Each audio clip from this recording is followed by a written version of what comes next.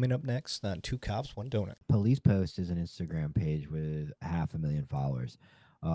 They like to comment on every single hot call, like shooting, and give what they would have done better. The Monday morning quarterback, this shit? They essentially shit on the cop who is in a situation that no person will ever be in their life. This cop never thought, and I'm talking to every cop that's in an active shooter scenario. No cop ever, dude, that's never going to happen to me until it does. And you're judged on your actions. And none of these cops did anything cowardice. None of these cops did anything wrong. But you got these guys out here that sell services that go, what's Monday morning quarterback? This cop that just saved lives for being out of breath.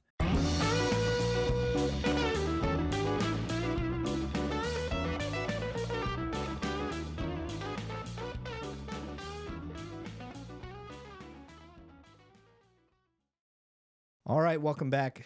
Two Cops, One Donut. I am your host, Eric Levine, and today I have with me a deputy sheriff out of Florida, Mr. Tyler. We're going to keep names as discreet as we can on this one because, like me, he can he's still on the job and he can be fired and all that good stuff, so we're going to keep it very chill today. But how you doing, Tyler? Good, man. How are you? Living the dream, sir.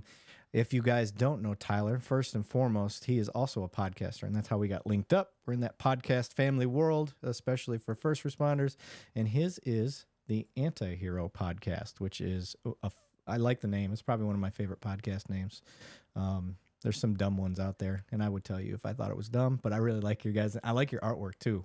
Yeah, it's originally when I had this podcast idea, I was going to call it the Step It Up podcast. And obviously all cops would know what Step It Up means, but everyone outside of cop work would have been like, are you all like a dance podcast? Like, oh yeah. So I was like, the day I was making the email, I was like, I got to commit because you have to start with an email. And I was like, the Anti-Hero Podcast. I was like, that, I like, because it goes with the whole, like the true cop that could have a lot of anti-hero qualities. He maybe has some vices, a couple divorces, like that average, but he's a really good cop. He's Right. not that polished Superman up there on Facebook that everybody can go, oh, he's the one, in the gutters doing the Lord's work, and it takes a toll on him as a human. So that's kind of where the Anti-Hero Podcast name came in. I like it. I like the premise behind it. Despite what people think about mine, it didn't come from Two Girls, One Cup. Although it is funny. It's a good correlation, and it gets their attention for sure. But what it is I am two cops. I got the idea from the podcast Two Bears, One Cave. Yeah. Because Bert Kreischer and Tom Segura is one of my favorite podcasts and comedians in general. But I just kind of played off of that. I was like, well, okay, I see what they're doing. They're playing off their niche. What's my niche? Well, I'm in the military. I'm a cop in the military, Security Forces, Air Force, which is an MP for anybody that doesn't understand security forces. And then I'm also a city cop in, we'll just say, North Texas. So I am two cops, and I like donuts because who doesn't? Man, okay. That's cool, because I was like, man, maybe I was, looking at all your stuff, and I was like, maybe he had a co-host at the beginning, and then it just didn't did. Okay. I did, but that wasn't the purpose. My buddy that started with me, he was just I just wanted somebody to be on that I could bounce some stuff off of as I got started. And then as we kind of got going, he had a following already. He does all the TikTok and Instagram stuff. Like, that was his thing. So I was using him for help. Like, I was like, hey, I don't know how to build this up. I don't know how to get people. I was like, so I figured I'd have him on a couple shows. We could get going. I could get this thing launched and then be good to go. And that's what we did. And we tried to, he lives so far away. So where I'm at, the city's gigantic. And it takes like an hour, hour and 10 minutes for him to get over here. So booking podcasts with other guests became a nightmare because we just couldn't sync up. So, that's kind of how it went. Now No, I had this idea, I ran with it, and then as I was going, I got to talking to him. I was like, "Hey, dude, I need somebody to bounce stuff off with. You mind being on? I'll try to bring you on regularly." And he's like, "No, no, it's cool. Let's go." So we did, and but here I am doing my thing, running with it, just like y'all. So Yeah, I ran into the same issue. I had a co-host at first, but when you create something, no one is going to be as dedicated to it as you are, right? right, You it's your vision, and you can't expect anybody to even come close to the level of dedication that you would give into it. Especially if you created it first and then asked someone. So my right, co-host started I don't know. I haven't still he's one it's hard because he's one of my best friends. I haven't really talked to him about it because he lives, like you said, our Central Florida area is really big. So, but he just kind of like stopped wanting to come on so much. I think personally, I think it was freaking him out because we're active cops and you guys are getting fired left and right for liking a post, let alone right. coming on here. And we're pretty controversial. And so so I started just doing guests, like guests, and I didn't want to do one on my own. I didn't want to ever have to film an episode where it was just me talking. I don't think I'm that interesting. I've seen like Theo Vaughn do it, and I'm like, I have to imagine like maybe a guest canceled, but he's interesting in itself. He's a He- he- professional entertainer. yeah, Yeah, yeah. He's probably one of my favorites right now. yeah, That and dude. I'm not that, so I Yeah, have to have another human. Um, so essentially like a month ago, I was like, man, I have got to find a co-host and I've got to bite the bullet, draw up a contract and talk money, talk percentages and every time Brent Tucker from First Responders Coffee Company would come on my podcast, the numbers just didn't lie. Like yeah, he's an interesting guy. yeah, And that whole profession and that whole world's super interesting to not even the military, but to regular people. So I um I c- I draw up a bunch of stuff after the second time he was on my podcast, and I was like, essentially, I made a proposal packet to convince him to be a co-host. While I was drafting that up, took me a couple days. The Rob O'Neill skit went viral that he did, and I brought him the packet, and I was like, "Hey, man, these numbers are based off of to August 8th. That I didn't post that reel until August 10th." So I already knew it was going to be good with you, but this just solidifies that, like, we can have a yeah. really good podcast. And so he agreed. We ironed out some things, and now October 2nd will be rebranded as a Delta Force / Street Cop podcast with Brent Nice. Tyler. So, for people listening that may not be familiar with that skit, can you give a quick overview of what that skit was about? Yeah. So Brent has always told me, we've hung out a bunch. He's always told me that Rob O'Neill didn't kill Bin Laden, and I've always thought it was a conspiracy. Um, it was one of those things. So he was on my podcast promoting his cigar line, First Responders Cigar Company, and Brent Tucker is a retired Delta Force operator from the U.S. Army. He's not a first responder; has never has been. He created a coffee company and a cigar company um, to be able to. It's not a non-profit; it is a for-profit company, but he donates large amounts of money to first responders that need help. Right, so not to segue, but to explain his stuff. And I know he's been on your show, but Yep. he does. I can say when a first responder's roof caves in or child gets sick, he's the first one writing a big check because that he has such a passion for first responders. So we were promoting his cigar company. I think it's episode 37, 36, maybe 35. I don't know. I can't remember. And at the very end of the episode, he goes, and I'd be a liar like Rob O'Neill. And so I said, hey, man, hold on. Everyone's going to want to hear you say that, explain this. So he took 2 minutes of a 50-minute podcast. It had nothing to do with it. The podcast had nothing to do with this. And he explained that Rob O'Neill didn't kill Osama bin Laden. So I went home, I posted it, and then I cropped it into a clip for all the social medias, and it went viral. And then Rob O'Neill got a hold of it. And it's been a fuck. Oh, sorry. Could you swear Yeah, on here? yeah. Fuck yeah. Say Yeah. whatever you want. It's Yep. been a a fucking roller coaster of a good time. As far as when I say a good time, I mean like a hype for like a UFC fight. You know, like you just Right. can't buy this type of promotion. The problem is that we did some back and forth with Rob, and he said some things on his podcasts about us, and so we did a Rob O'Neill breakdown episode that just came out 2 days ago, Monday at midnight, where Brent goes into detail how Rob is lying in every instance he's ever said anything about it, and so but the problem is we filmed it on a Thursday. Rob got arrested on Saturday for drunken disorderly and assault in Texas. Did you know that? Okay. I did not. Yeah, so we filmed that on a Thursday. I think it was Thursday last week. We had nothing in the tank. We didn't have any backup episodes. It had to be released. We didn't have a choice. 2 days after we filmed that, Rob O'Neill flies into Texas to do a podcast. They wrap up the podcast. They start partying. Rob ends up in jail for drunken disorderly and assault. He bonds out and goes back to Montana.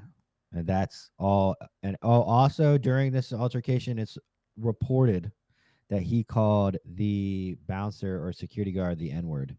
Oh, Yeah. That's a career ender. Yeah. So don't do that. Poor Rob is going through it. And now it kind of took a little bit out of the fun of all this because he is going through his own things. Because it's the right thing to do. We're not stopping what we're doing, but I think we're trying to do a little bit more tastefully now. Okay. But yeah, it's a good time. We're hoping eventually at the end of all this, Rob sits down with us and tells his side. We can bury the hatchet. We can agree to disagree, whatever. But yeah, I think he's got to man up and come, or we go to him. And like I said, worst case, we just agree to disagree. And Brent proposed all of his facts and proof, and Rob does his, and then we're done. But I don't think Rob's gonna do that. Oh man, that's too bad. It is karma can be a pain. I don't know the story, so I'm not gonna necessarily take sides. But if Brent is this determined and has made this argument public, that speaks volumes to me because I know Brent to be a straightforward, straight shooter type of guy. So that is what it is. But that's cool that it's working. You know, hey, you know what they say. There's no bad publicity. Yeah, I mean, so I really never focused on my audio stuff beforehand. I was more of a YouTube guy. I wanted to be monetized. So I would focus all my efforts on the props and the lights and the cameras and all that stuff. So kind of forgot where I was going with that, but either way, the videos were big for me. And like I said, Brent was anytime he came on, my YouTube videos would do outstanding. Like in the thousands, and in my videos on YouTube average anywhere from 150 views to 500, not even that. You know, it just depends on what the topic is.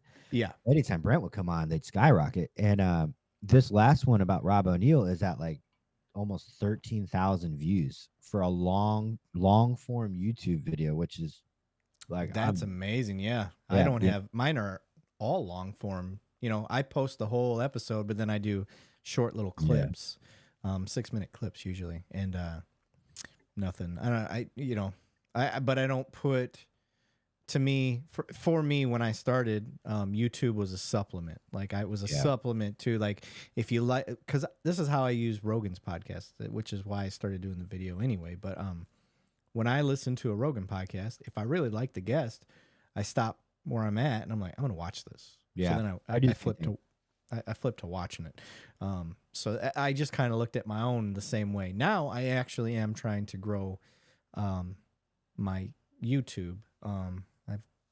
It's getting better. I'm not nearly as good at it as I am with my social media stuff. So do you crop clips like for Instagram Reels or TikToks or anything like that? Yes, yes. Okay. Yeah. Yeah, I haven't done. Yes, I take that back. Yes, I do reels as well. A matter of fact, what I do is every 6 minute clip that I do, I turn those into 5 separate reels, so to Mm. speak. You know what I mean? I'll say part one, part two, so people can, Yeah. watch it Turn, that way. turn it vertical and so yeah. Yes, Yeah. yeah, and a lot of times nobody wants to sit and watch a 6 minute clip, but you watch that first minute and a half, and you're like, okay, it's worth another. I'll watch the next one. So Yeah, those kind of the idea. those clips for me, not the sorry clips. I mean like shorts, like Yeah, shorts. YouTube shorts, TikToks, and Instagram reels. For me, they put my content on the map for me. I couldn't have done it without those things because every like when you get a clip, like when I post like an Instagram reel or something, every like I call it the rule of 10. Every 10 views, you get a like. Every 10 likes, you get a follow. Every 10 follows, you get a subscriber to the actual podcast. And every 10 subscribers, you actually get one fan. And it's just a gauntlet of those numbers. So Yep. that's how I look at it. Mm. Out of all of the hundreds and hundreds of people that interacted with it, I get one person that's like, I like your stuff. And they actually Yeah. listen. Yeah. Yep. You're right. All right, brother. Well, let's get into this. So first and foremost, my first major portion I like to do for this is kind of the humanizing part. I want people to get to know you and how you got into this life of service, so to speak. So, where are you originally from? Did you have any family in law enforcement, military, nurses, teachers, anything like that that influenced you into becoming a police officer? Yeah, my dad was a cop my whole life. I ever since I was born, he was a like 2, 3 year cop. And he retired out of law enforcement when I was joining the military. So I've only known, and I always just knew I wanted to be all these things, man. I wanted to be a guitar player for a band. The band's gonna make it. But I always knew in the back of my head I was gonna be a cop. It was like that's what a true calling is. It's like you just can't get away from it. Um, so I grew up in Virginia, joined the military 2007, went into the army, went to Iraq, got out, um, and then went What to was your job? I was infantry. I was a Infantry. paratrooper. Yeah. Okay. So got out of the army, went to college, got out of college, went to the police academy, and I went to college down here in Florida because with the VA, we don't have to worry about out of state tuition, so we can go. I'm pretty sure that's how it is, anyways. But Yeah. anyways, I found a college I really liked in Florida. VA paid for it all, and then had a little bit left over. They paid for the police academy afterwards. Um, and then yeah, I've been a cop in Central Florida since 2016, and I'm on my second agency. Same retirement though. If you're a business owner or an HOA, please stop and listen to me right now. If you're just listening to the audio, do yourself a favor and watch the YouTube version of this episode to get a visual of what I'm about to tell you. I want to tell you guys about Insight LPR. It's a license plate reader. If your agency, community, or business is looking to invest in LPR to help solve and deter crime or to make your community safer, Insight LPR has my vote of confidence. I've met with their team. They know their LPRs, guys. They're the real deal. They bring over 75 years of collective experience to building LPR cameras and the software that supports communities across the country. The other thing I really like about this team is how much they listen to law enforcement. They understand the importance of working together with law enforcement and getting their input as they build and innovate products and their service to match the needs of law enforcement. In other words, when I complain or have suggestions to make their damn camera better, they actually do it. The Insight LPR team is extremely passionate and takes pride in their product development, which makes their cameras some of the most durable cameras in the market. For the gear nerds out there, what that means is this stuff's made of military grade aluminum and is nitrogen purged, whatever that means. This design makes the cameras rugged and able to withstand harsh weather elements. Here's the big selling point for me. Their nighttime scan accuracy is higher than most of the leading competitors. In my opinion, this is what sets them apart. As we know, the majority of crimes occur at night, so it's critical to have high scan accuracy at night. Insight's cameras check the box with the nighttime plate read accuracy greater than 96%. 96%, guys. That's pretty freaking high. If your community is looking to invest in LPR technology, reach out to one of their experts today or reach out to me. Tell them 2 Cops, 1 Donut sent you. Okay. Yeah. And it's important for our military people that listen out there, if you are curious about becoming a police officer or anything like that, and you haven't touched your GI Bill or you still got some of it left, I don't know a police academy out there that doesn't accept and give you your GI Bill benefits while you're in. I actually made more money in the academy than I did when I got cut loose to the streets and then they cut that GI Bill Yeah. off. Yeah. Yes. If you even got a little bit, they treat us, most police academies treat their academy like a semester in college. And if you're in college, if your GI Bill runs out in the middle of a semester or during a semester, it will continue to pay for the full semester. It does the same thing. So I only had 2 months left on my GI Bill after I got out of college. I joined the police academy, and they paid the whole 6-month academy because they treated it like the last semester. That was Yeah. pretty cool. And Yep, then on top of that, you can get paid out somehow on your GI Bill. You can get, what do they call that when you take it as a trade? If you go become a cop somewhere, you can essentially talk to your military liaison at your agency and get paid your GI Bill back to you. It's weird. No shit. I haven't Yeah. heard of that one. I really wish I knew more of what I was saying. That's okay. That's us. We're the jack of all, master of none. So, yeah. Anytime this is kind of the premise of the podcast for one. Is anybody listening? You know, we're trying to appeal to first responders, trying to appeal to the community, and I want them to understand, like, hey, like this is a major benefit boost of becoming a cop and being a military member. Like, there's benefits just everywhere. We just never hear about them. Because they sure as hell don't advertise them. How many benefits did you find out you were entitled to once you separated from the military? Yeah, I mean, the big one was VA compensation. When I got out of the infantry, we were the tough guys, right? We didn't.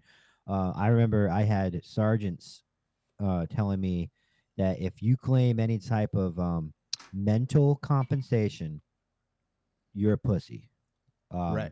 They'd be, and these guys have done 3, 4, 5 tours to Iraq and Afghanistan. These are hardened dudes that are really fucked up mentally. Like I remember thinking like, oh my God, I hope I don't have to do as many tours as this guy, because this guy's insane.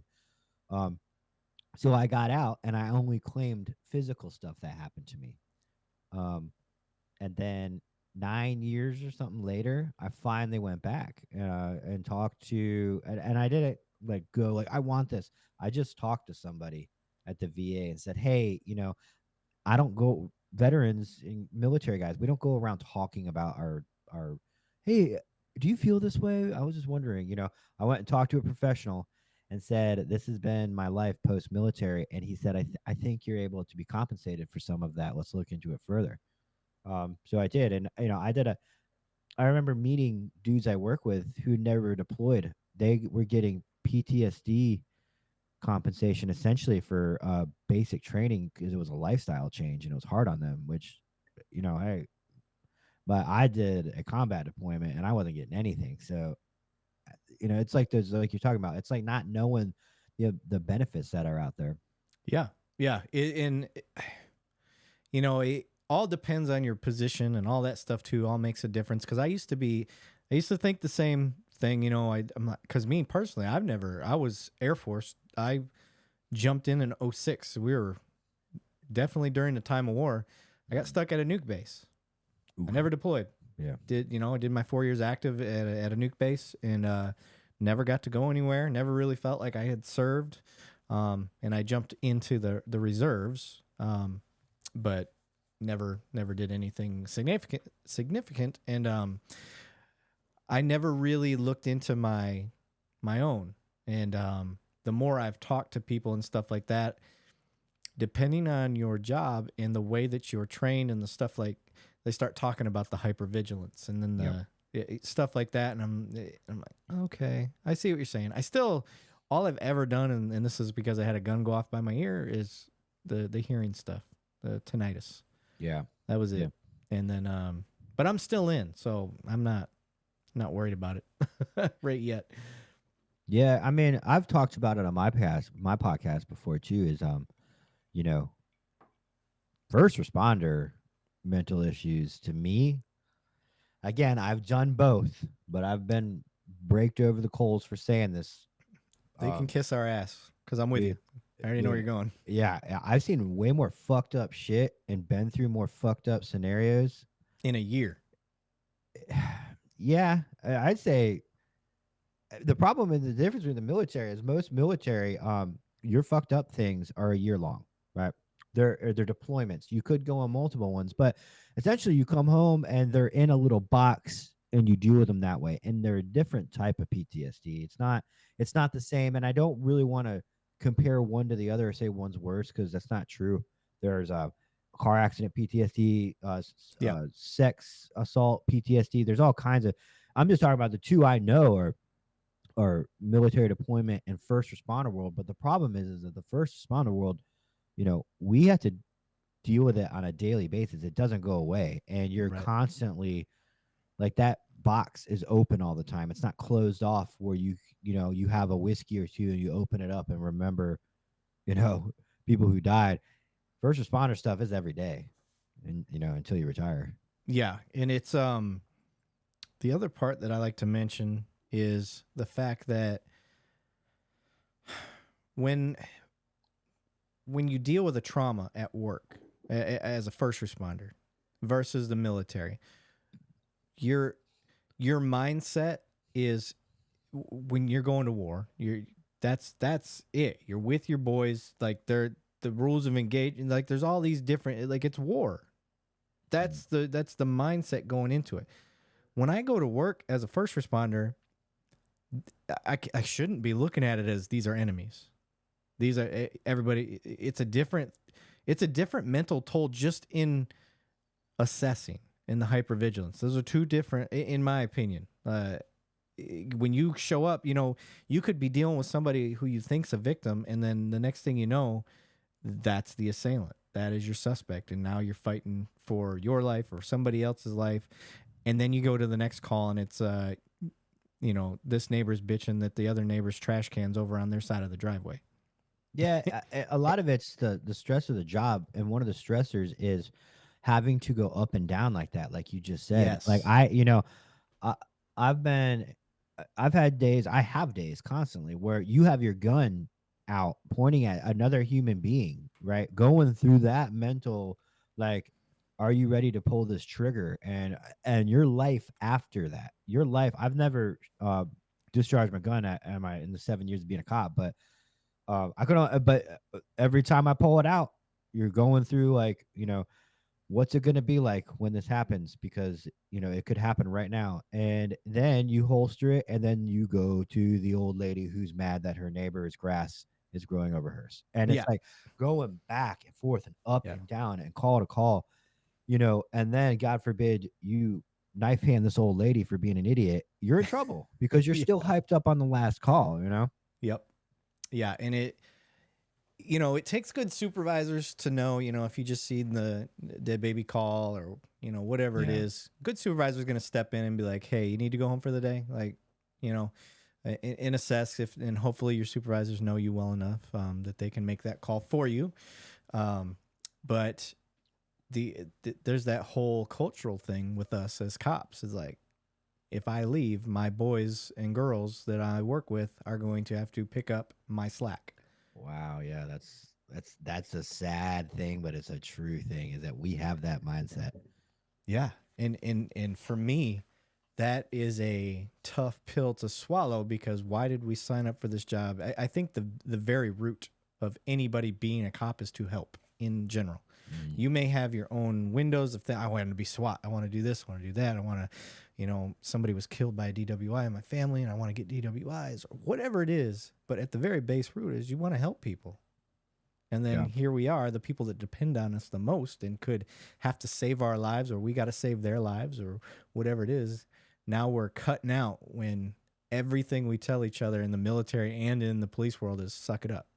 There's calls. Yeah. There's calls that got to be shagged. Like there's always calls holding. There's always calls holding. I try to tell people when I show up to work, it is no thing for there to be 15 to 30 calls sitting on the sheet. Yeah, and just to go back to the stress, I was thinking the other day, I was cleaning out my patrol car at a gas station, in the middle of the day, and I kept I realized, holy fuck, I'm worried that someone's gonna come and plug me while I'm cleaning out my car. Oh. There is no downtime unless you are on your department's property in a gated facility or indoors. There's no, you are never safe. And that used to not be a thing, I don't think, as much as, random slayings of law enforcement officers just because. But you can't even clean out your car anymore without having to be hyper vigilant about someone plugging you from behind. It is what it is. Yeah. And me personally, I've worked property crimes the last 4 years. So I've worked on a specialized unit, and we deal with buybacks and buy busts and all this stuff. And jugging is a big thing. It's a terminology that a lot of people, regular civilians, probably never even heard of. And for those listening, jugging is basically we'll do the simple one. You're at your gas pump and you go to pump. Meanwhile, homeboy's sneaking up to your passenger side door, either taking your shit or waiting for you to be distracted some other way. And they're taking your stuff out of there, and then you take off and have no idea your purse is missing or whatever. Yeah. And it's a form of jugging. Now it gets more complicated. There are other versions of it, but that's the simplest one. And that's where the hypervigilance for me comes from. I'll be sitting at the pump and I'm double checking to make sure I locked my doors. So you can't pull the handle on the other side of my vehicle. I drive a truck. So I'm Texas, so you got to drive a truck. And, that's a hypervigilance specifically caused from my work. And I know statistically, at least in the areas that I'm at, that it's not likely, but I mean, I know I pump and I'm ready for it. I'm ready for somebody to come up and be like, man, I really like your car, dog. And then start, because a lot of people that aren't cops don't know how these things work. Yeah. Your car keys are in their hands before you even realize your car is being jacked. A lot of these, they're very, they're professionals at what they do. This almost borderline stolen vehicles rather than carjackings, because there was no force used. There was, let me get this. And they're sitting in the car and the person's like, what the hell is going on? I just got off work, and some guy, and then boom, they're gone. And they're like, oh, he just stole my car. As opposed to the whole, gun in the face, give me your car. Yeah. It's just, and so every time I get out in my civilian car, I'm waiting for someone to come up and steal my wheels. And every time you walk out of the door of your house, you have contingency plan after contingency plan, especially when you have your family with you. Yep. And you don't even think about it. And if you brought it up, you'd be like, wow, that's so nerdy. Who does that? You do it. Everybody does it. We all do it as cops. Yeah. Yeah. I live, 15, 20 minutes from work, but I have 3 different ways that I get to my house, and they're choke points, because I want to make sure some psycho didn't follow me from work that I hemmed up his boy the other day or whatever it is. I've got my own choke points. I've got, I'll give you a specific example of my wife figuring out just how nuts I am. We're out walking, me and my wife, we were walking our neighborhood. Well, I had noticed on the Ring Neighborhoods app that there had been a string of robberies of people doing what we do, walking around. And I always carry, whether I'm in gym shorts or whatever, I've always got something on me. So listen up, bad guys, if you watch my podcast. I've always got something with me. And we're walking, and a guy pulls up to us in his car and starts asking us if we've seen his dog. Well, I go right into detective mode. What kind of dog do you have? What's he look like? And so he's like, oh, it's a little yellow dog. And I know people, they name what their dog is. If it's in my neighborhood, and most of these people have some sort of purebred. So, anyway, and I seen the car, I seen the way he looked. I was completely criminally profiling this guy. And I've already got my shirt, I appendix carry, and I've got my thumb wrapped around the hilt, and I'm ready. And my wife saw it. And this is where I was proud of my wife. She triangled off slightly. She's not trained. But she gave some room because she started doing the talking. And she's like, what's his name? And that was the key thing. And he had to think about it. I'm like, you fucking know your dog's name. Yeah. So that's when I didn't make it obvious, but I knew that if he looked, he was going to see that I just had my hand where it needs to be. And he didn't peel off or anything like that. He goes, okay, I'll keep looking. And he just drove away. that dude was gonna fucking rob us. I know it.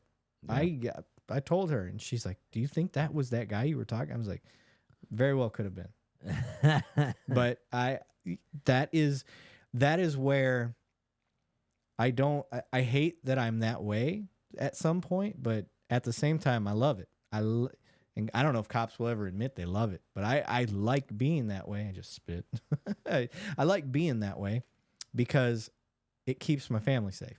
Yeah, I mean, one thing. I mean, even the white collar or common scams. You know, now as a cop, you're like, you want to tell everybody in your family, don't ever engage somebody that's trying. If it's too good to be true, it's too good to be true. You know, I'm so worried that my grandparents are gonna, send $2,000 in iTunes gift cards to somebody. Yeah, to the IRS. Yeah, because they oh, they owe money. you have a warrant. This is the county jail, and we'll erase the warrant for $500. In gift cards from Walmart. Or Don't fall for that, people. There's like scams, all kinds of scams, and another thing too, man, is where I'm cynical. I don't have anybody coming up to me with that look in their eyes, like they want something. That if I don't know you, you shouldn't be engaging me in public to talk to me. Now, granted, the little girl selling Girl Scout cookies, I'm not an asshole, but to the grown up, to the adult that's coming up to me and my family and is going to engage in conversation is not going to get the nice version of me first. They're going to get, what can I do for you, man? I don't want any of that, and especially the bums that ask for money. The first thing they do, and they hate this, I'm going to sound like an asshole, but the first thing a bum does when they come up to me and ask for money is I say, "Hey man, you got $1?"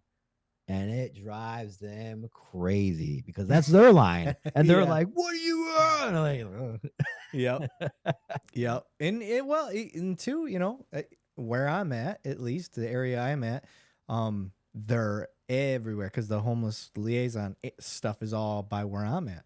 And you start to realize, like, some of these people, they don't want to get a job. They don't want to go improve their lifestyle. They don't want that type of help.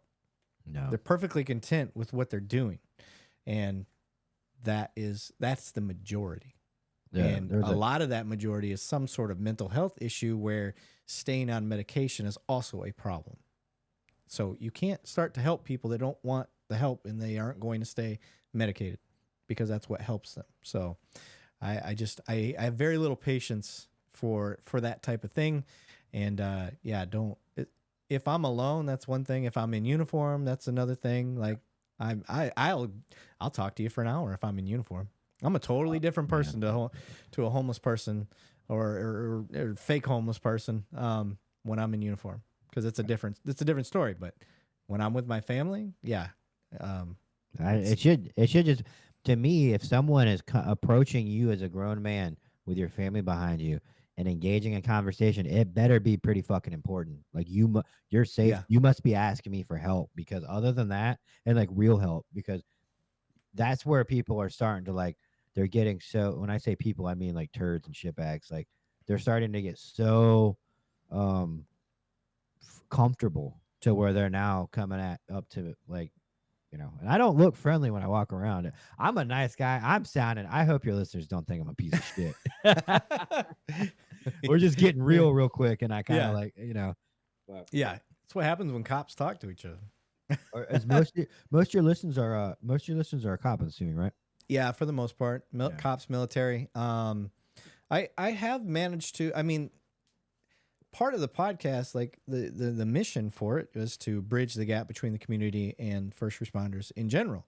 So I do have quite a few anti-cop people that follow and engage in very good conversation. They still not fans of cops in general, but they'll at least have a conversation instead of just sitting there trying to troll.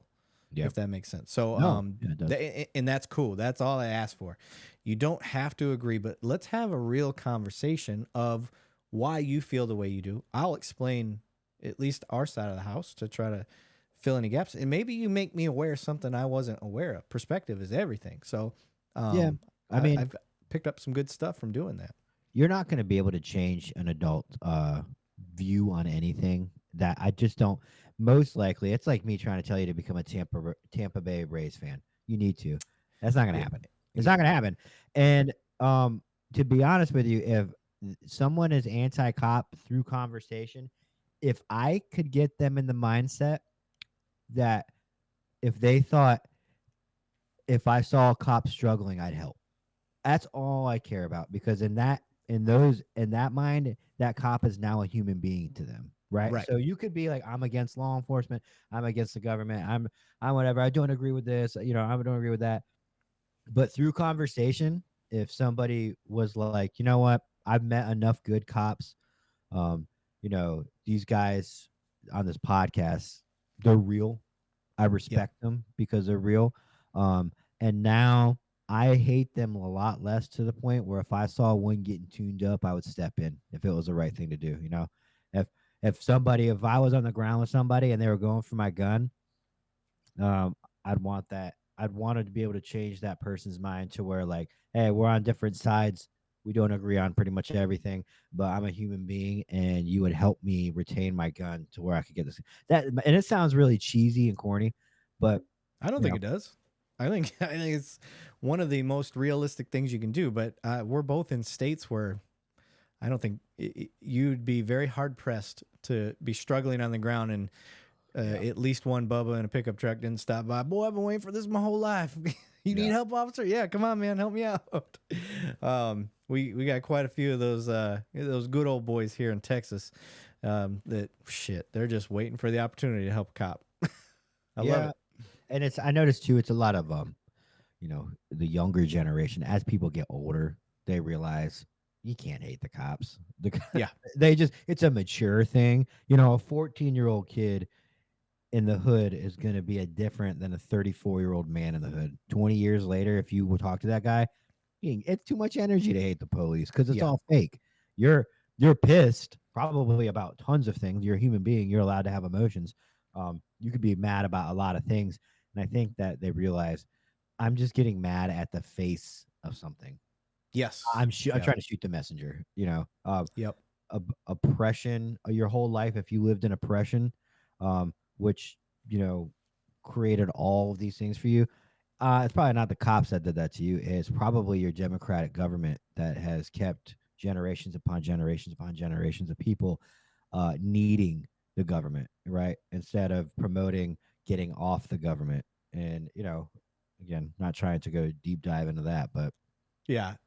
So I've had these conversations, and I like pointing out when cops. I think one of the things that humanizes us in that I'm not saying it wins people over. It doesn't flip them to not hate cops, just like you're getting to.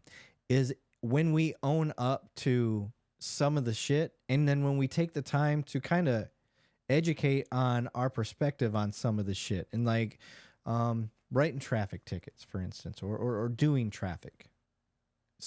I've shared with people a lot. Like I still have my original ticket book. I don't write tickets. That's not my thing.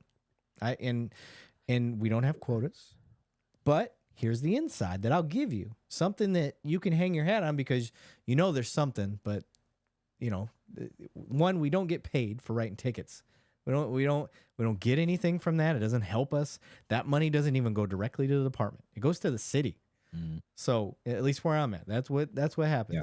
So no, I'm not getting a cut for that. Why would I show up to work to put money in their pocket? yeah, Doesn't help me. I don't give a shit. yeah. So I don't do that. So, but what I will tell you is those guys that ride the motorcycles, their only job is to do that. So when it comes to evaluation time, if they're not doing that, how are they being evaluated? Mm-hmm. You Yeah, there's no other way to evaluate them. I can't tell them they got to go write 70 tickets, but at the same time, when your job is to write tickets and you've been doing it for 6 months and you've only written 2, well, no, there's not a quota, but you sure as hell are evaluated and you may not be allowed to stay on a specialized unit. So you tell me what that is. That's not a quota, no. But you do have an argument, citizens, and this is kind of the thing. So that's what those guys do. I tell people all the time, people and I'll make fun of a motors guy. I do it all the time. Oh, I do too. But It's not real people police work. I people said have it. to understand there has to be someone out there enforcing traffic laws. There Yeah. has to be. I could never go to work like you just said and be like, wow, I can't wait to write tickets today. It just blows my mind. But it has to interest somebody, just like there has to be internal affairs. There has to be. Right. Everybody has to be policed. And you know, Sure. so but my calling is not to go out there and make the taxpayers pay money when there's real criminals out there who don't have driver's license, who wouldn't pay a fine even if you find them. They don't care. They're out there breaking the law. So I try to go for those dudes. Yeah. And it's one of those perspective things. So I've had some traffic guys that I've talked to, and they're like, listen, there's citizens that are complaining about the specific stretch of road that we're talking about. Okay. Am I supposed to tell them that their opinion and all that doesn't matter because all these other people think that traffic tickets are a money-making scheme by road pirates to help fund the police department? He's like, they both have an argument, and they're both taxpayers. Yeah. He's like, so for me, I've got this stretch of road that's being complained on. Now I am satisfying a citizen complaint. And then I got another citizen that's complaining that people are getting injured, that there's all these accidents in this area. So now I'm over there trying to slow people down to prevent these accidents. And I'm like, okay, that's fair. Like, however, that's not my bag. I am not going to be that guy. I am glad you're that guy. Yeah. I'm glad that you want to do that and that you have fun riding motorcycles. Because I've worked enough accidents to know I will never ride a motorcycle. Yeah. And watching you guys do your work is amazing. I'm glad that you do it in the Texas heat, wearing those tall, nerdy ass boots that you wear, and gather a bucket of sweat in them throughout your shift. And you write 25, you write a book a day, whatever it is. And I'm glad you like it because it's just like that. I'm glad there's SWAT guys too, because I don't have that in me either. I like enforcing the law. I'm game to go, be the first guy in the door. However, I don't have the energy to train the way that SWAT trains because they're the best at what they do. And I'm glad we got guys that are ate up with that position and want to do that. So, I'm a gray area, big picture type of guy that wants to be typically on a specialized unit so I can kind of be a utility player, so to speak. That's me. That's personally where my bag's at. But for you, like, what is your specialty? What do you like to do? I'm a street crimes guy. It's always been my goal to get on a street crime style unit, and I finally did. And now everyone, I get it. They're like, "What's next?" I'm like, I'm enjoying. When I was a street cop, when I was a patrol deputy, I enjoyed that shit. That's why you get into cop work. You mentioned it earlier. Obviously, everybody has career aspirations, right? Like, oh, I want to be a homicide detective. But I can't stand it when you guys come in the door and they're like, oh, I'm going to do this. Like, no, you're going to pick up calls for a couple years, bro. Like, you're going to learn the basics. I haven't even gotten to go to that. So get your ass in line, new guy. That. But like, I enjoyed being a zone deputy, a beat cop for a long time until I was like, you know what? Now I'm going to put in for the specialty unit. So I did that, the street crimes unit, and now I'm there. I've been there for a year and I like it. And I don't really care to go anywhere else yet. I want to enjoy my time in there because I feel like once you're already looking at your next goal, you can't enjoy what you're doing. And, I really don't care for long-term investigations. I don't really care for any type of detective work. I want to be there for when detectives need some kind of field activity. Like if you're like, hey man, my guy operates at 7 p.m. Can you go do this, that, and that and see what you can get? That's what I'm there for.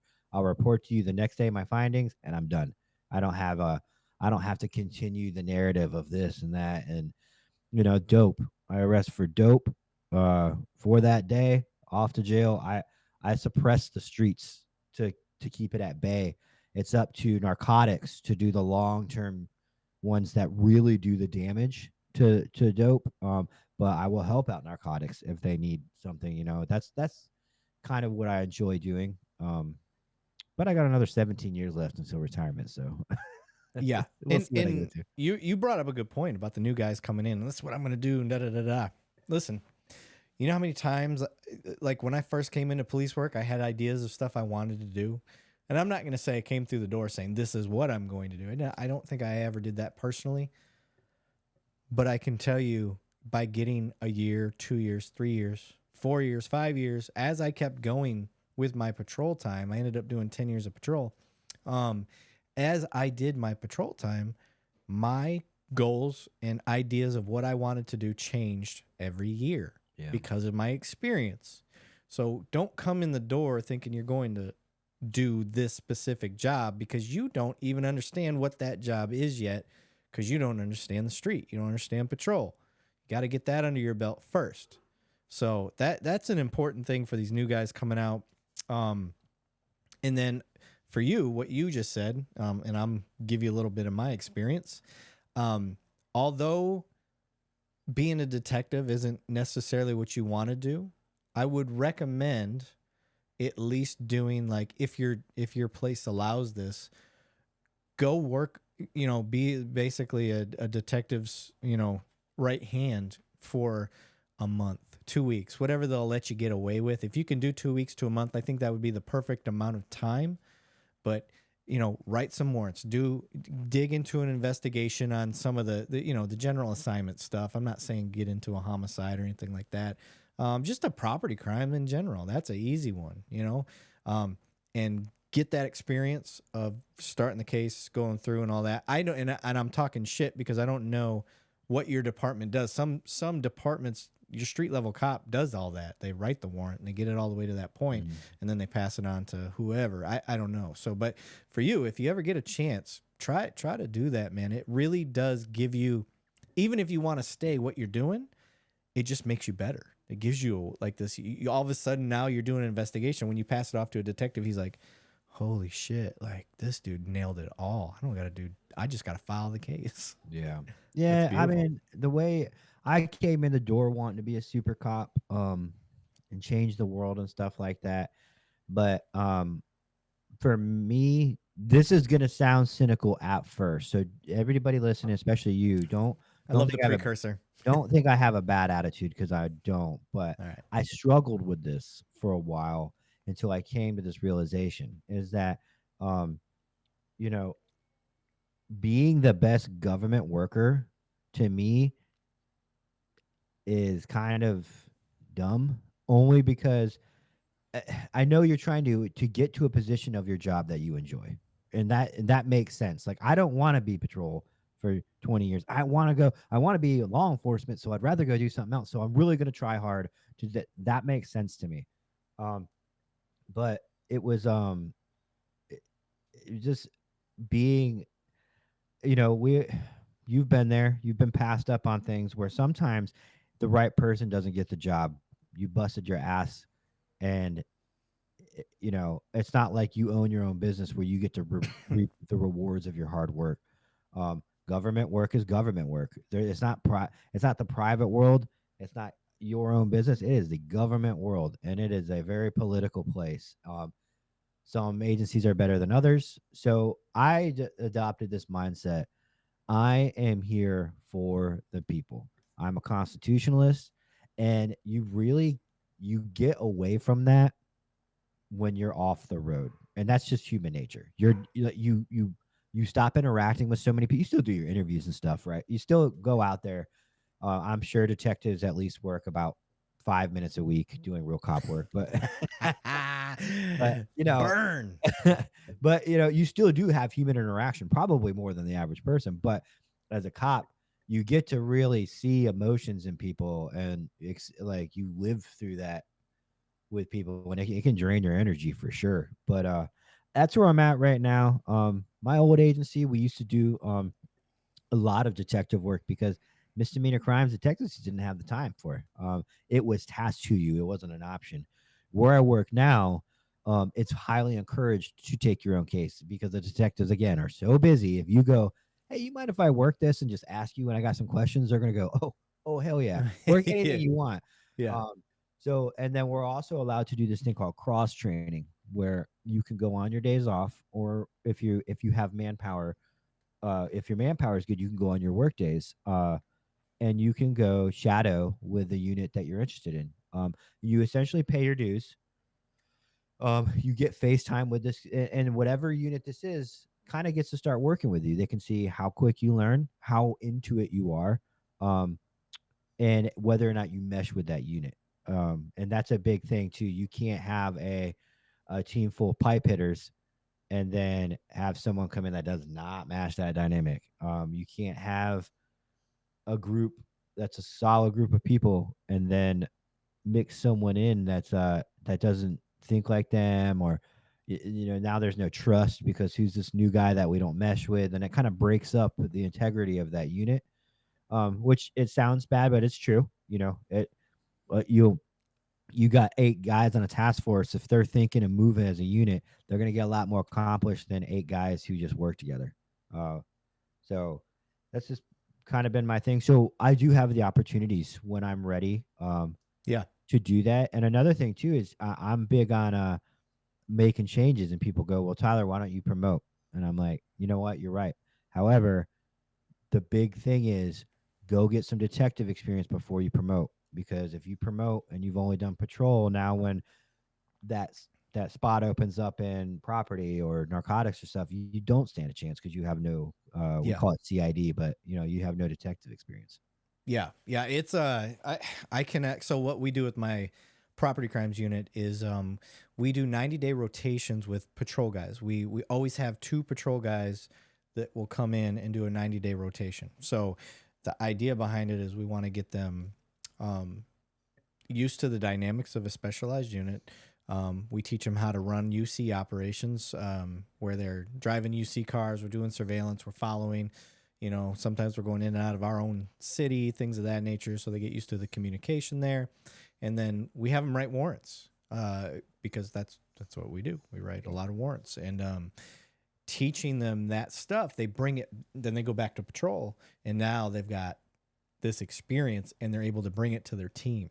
And a lot of guys that thought they didn't want shit to do with detective work, I would say 3 out of 4, once they've written a few warrants, and some of them, it's just the nature of how it went. We just had a hot season while they were there, and they wrote, 10 to 12 fucking warrants in their 90 days that they're there. And that's a lot for a person that's not their job, and that's not the intention. We don't have you come to our team to write our warrants for us. However, if you want the experience and you want to write them, we're going to let you do it to get that under your belt. And they'll go back and they're like, man, I didn't realize I liked writing these warrants as much as I do. Or the more important part is I'm a better street cop now because I know what the detective's looking for, and I'm able to ask questions better. I'm able to get the right information better. I'm able to understand why just getting their ID and a phone number isn't good enough anymore. Yeah, I was saying, I need an email address. I need a social media account. All your social media accounts. Give me a second email address. Do you have a work number? Okay, now we're talking. Who's your girlfriend? Who are you dating? What's her social media? And then you see these guys, because they're like, we never thought to ask all that. There's calls holding, so we don't ask this stuff. We ask the basics and we get the fuck on, because the next call is holding in my beat, and I got to take care of my beat because I got beat integrity. Well, that's great. Yeah, but do you want your effort to count? You want your effort to count, then you need to give your detective all the stuff he needs or she needs to handle that case and file it. Yeah, that, or just even the basic stuff. You ain't lying. I know what you mean. Once a detective explains to you how field interviews solve so much, you're like, holy, I didn't know that. Stopping out with somebody, and you stop out with them and you run their ID, and they're good, no warrants, and they have nothing on them. They go right. When you're sitting there spewing through stuff trying to find suspects or leads, that stuff isn't there. You don't go look at that stuff. You don't go look at what this guy did at 2 p.m. on Saturday, who he stopped out with, all of his suspicious people. I can't say specifically, but I'm assuming it's a detective thing. You sift through field interrogation. Who was where? Who was it where at what time? And just like, I've seen some wild things get solved that way. So yeah, let me tell you where the nerd technology is going. Okay. There's this company called Nice. I think it's like Nice Investigations or something like that. It's a new investigative tool for it's using like AI and shit, right? We don't have this. I'm trying to get my department to get this shit, right? Let's say you do an FI or not even an FI. Let's say you're out on a call and you're dealing with well, let's just say a possible burglary of a car over here at a shitbag hotel, right? And you got people standing around. You're like, hey, man, come here, talk to me. Did you see anything? No. What's your name? You know, and you get their information. Okay, you're John Smith. Cool. Da da da da. I talked to John Smith. He told me the only thing he saw was a red maroon car, but that was it. And he doesn't want nothing to do with me. Cool. Now, if any report writing system out there knows, anybody that does this stuff, John Smith ain't getting put in no fucking tab. John Smith, you're lucky if John Smith's even mentioned in the narrative. Yeah. More than likely, the only thing he's going to be on is your body cam. And what this program does is it collaborates anything that's associated with your case number. So your body cam, your CAD call, and for those wondering what a CAD call is, that's the actual call that goes into dispatch and then goes over to the computer. All that stuff that associates with that call is going to be grabbed by this program and populated together. So you as the detective or you as the officer, whoever's using this program, you're like, oh, man, I remember this guy at the hotel. I can't fucking remember his name. It was case number such and such. This program will pull up anything that involves that case. You locate, oh, look, the auto transcript here from Axon, if you have Axon body camera. John Smith was mentioned here with his birthday. Cool. Then I go into that and I'm like, okay, it was John Smith. Now this program, call it Nice, pulls up everything that you're looking for on John Smith, every case that's ever been associated with that dude. Could you imagine having that fucking tool now?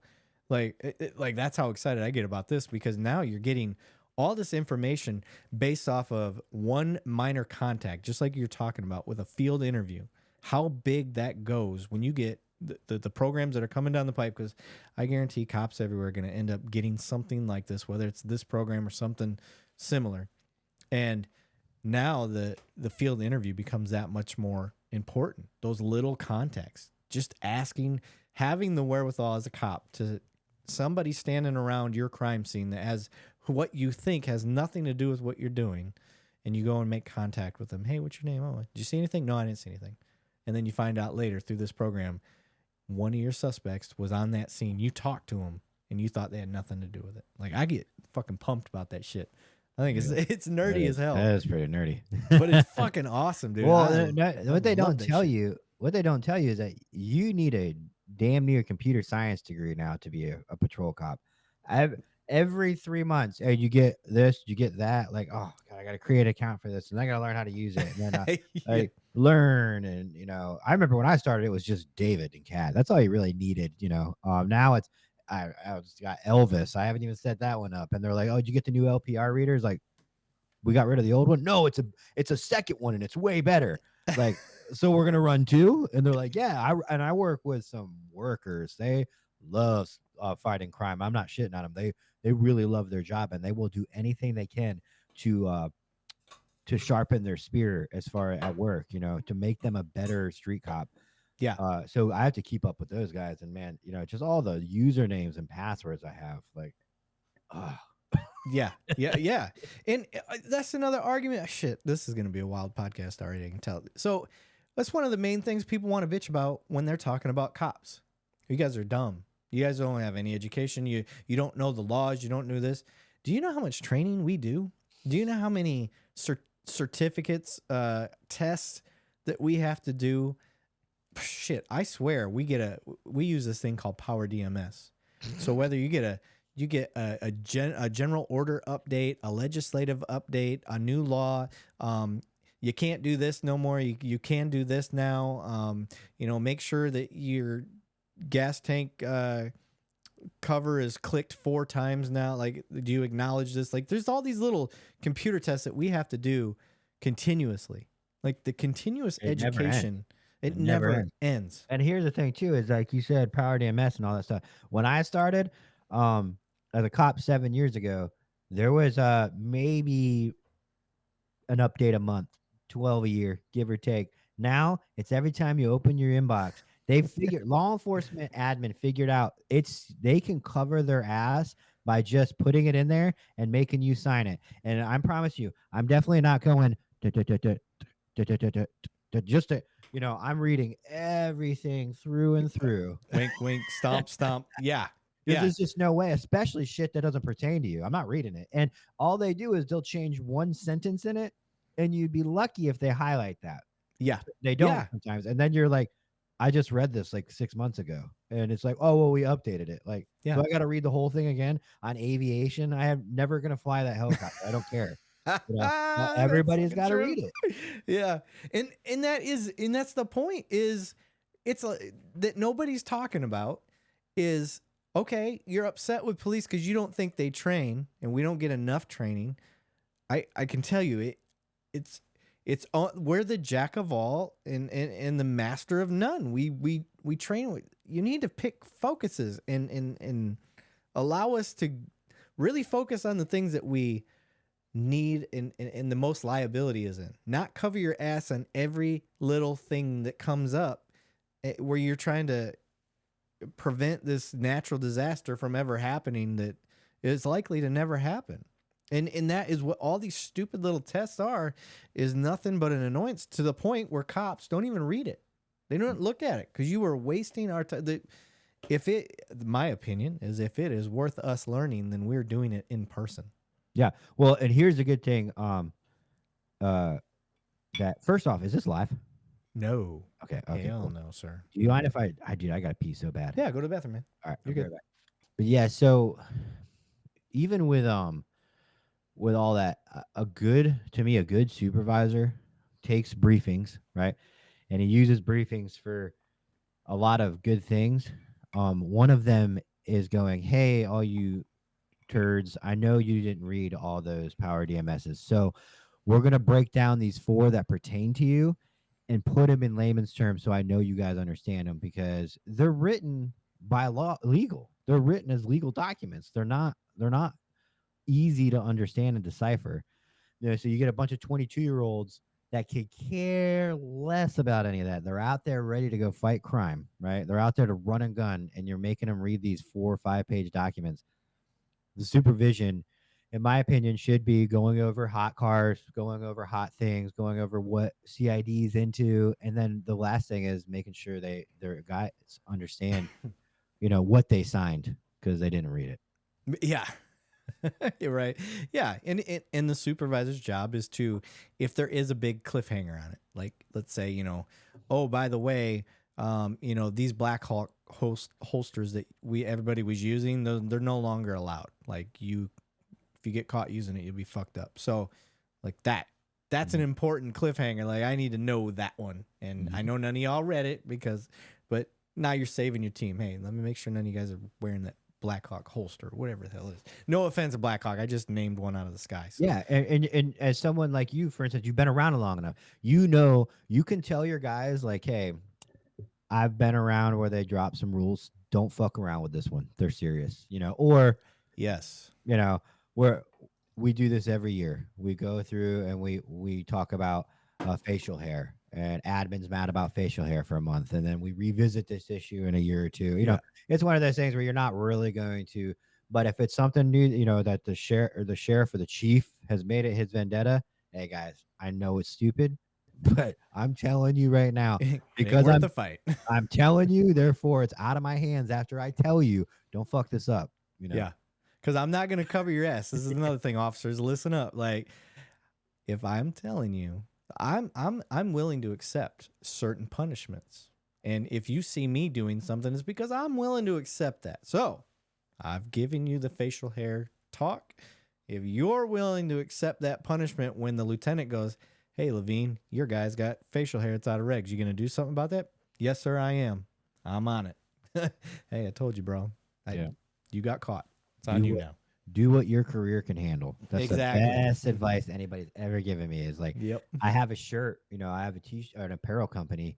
And one of my first shirts I ever made was don't do what I do. That's more of more of a bigger thing, as far as like lifestyles and stuff and Yeah. decisions I make and risks, but I always was when I was an FTO, I was always telling you guys, don't do what I do. Just do it like this until you're off probation, and then you can do it like this. And then then everybody started pointing out like, oh, you're telling the trainees don't do what I do, and it's like it's true. Yeah. I would no report the shit out of this thing. I had a trainee I no reported what came out as a home invasion, because then I realized they all lived there, all the property was civil, and we call it battery. The only assault happened between two it was non-domestic. So I'm running through. I'm like, I have no crime in this home invasion, and and so I'm like, if you were to get this, you need to put paper on it just for, and then CYA. you have to explain what CYA is to them. Like, Yeah. it's because you did the right thing. It don't matter. You got to show that, like, hey, I did everything I could to not get in trouble. Yep. And this is another part that people need to understand in the world of policing is it isn't a laziness thing. It's a saving the system thing. It's a discretion thing. And it is a keeping the system flowing, especially in police work when calls are holding in any of these bigger cities. Smaller cities, you definitely don't have this issue because 2 or 3, 5 calls in a day may be a busy day. Where that's awesome. Glad that's the thing. But in those type of cities, that's where you start to get the pain in the ass cops that like to do traffic enforcement a lot. Yeah. Because there's nothing else to do. I live in one of those. God bless them. Yeah, right. And it's not a knock. Okay, people listening, I've beat this dead horse a lot, but you're a new guest, so I want to see what your perspective is on this. Now, here's my perspective. You want to be a cop your whole life. You want to catch robbers. You want to catch murderers. You want to catch rapists. You want to do all these things, stop people from stealing. You want to get people their stuff back. That's the dream. And then you go through the academy. Now you're trained. You got all this badass training. You want to go be a fucking ninjutsu, Batman cop out there saving the day. Now finally you've gone through all your FTO program, your 4 months or whatever that program is. And they finally say, hey, rookie, you get your own squad, you get your own beat, go take care of it. Boom. All right, sweet. You're out there. A month goes by. 2 months go by. 3 months go by. And there ain't shit going on. There's nobody getting robbed. There's nobody getting murdered. There's nobody getting shit stolen that you can do anything about.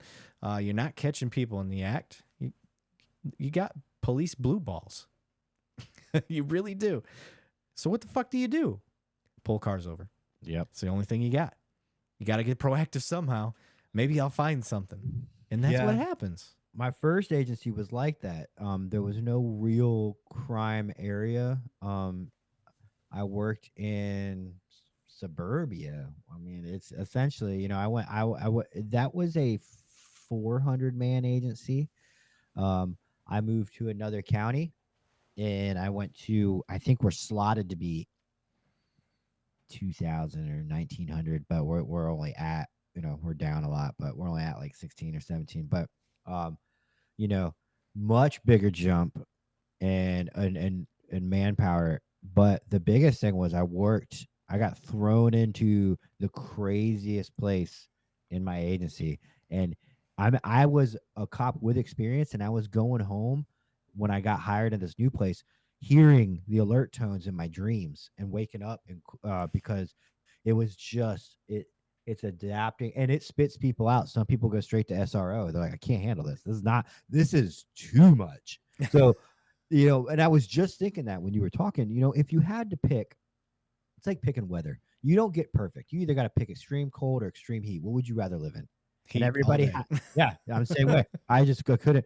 But obviously, I'd like to live somewhere that's perfect, like San Diego weather. But you don't have one. You got to pick whale's vagina. Yes.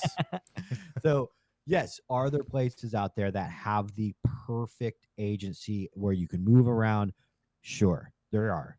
But most of the time, it's either super boring or super fucking busy. And we're talking super busy, like calls holding when you jump on, calls holding when you get off, no take home cars, fucking locker rooms, shift change, the LAPD style of police work. So without the Californians, hopefully. Yeah. Just kidding, Californians. You're not for me though. Yeah, I mean, could you imagine? I grew up watching NYPD and LAPD movies. And I'm like, oh man, it would be a dream of mine to work for one of these agencies. Ugh. I As got knowing what I know now as a cop, no. dude, they can't do anything. Nope. Nope. No, thank you. Texas or Florida or Arizona, those are the only 3 places I'd want to be a cop right now. Mhm. And I've talked to quite a few Arizona guys, quite a few Florida guys, and it's a constant one-upping of who can do more. I think Arizona right now is winning because Pinell County has posses. What the hell is that? Literally, the sheriff there, Mark Lamb, initiated posses where you can be a citizen. They'll give you a fucking car. They'll give you a little bit of training. And you help them. And it's not a reserve program. Oh, I can see how this could get dangerous. I know. I've never heard anything like it, dude. And I'm like, this is the most Old West, like, gangster shit I've ever heard of. And it's working for them. They basically tell these guys, like, hey, you got to do some training. You got to do this. And okay. And their insurance company is good with it. So I'm assuming they're getting a good level of training. But at the same time, they're Joe Blow citizen off the street that just happens to have a clean background and is allowed to go do that stuff. And his argument is like, because he's a constitutionalist out there as well, and he's running for U.S. Senate, and that's one of his things is he's like, listen, I'm not going to tell you can't help defend and protect your city, but if you're going to do it, let's do it in a controlled environment where I'll have you help, on a traffic accident. We'll guide you. We'll tell you what to do while you're doing it. You'll know what your parameters are and all that stuff. But they let them be as cowboy as they can get. That's the shit, man. Wow. I love it. I think it's awesome. But I don't know that I would make that same choice if I were in charge. Yeah, it's a lot of liability. Yes. But sheriff's different. I work for a city. I work for a municipality. So I'm at the whim of the city, but a sheriff, he is voted in. He's elected. He's a cream of the crop. Yeah. Yeah. Where we work, and I'm assuming this is where everybody, the deputy, a sheriff can say, Deputy Tyler, you are going to go relieve city police chief so-and-so of command effective now. And I can walk in under the sheriff's power and go, you're relieved of command. Now, would that ever happen?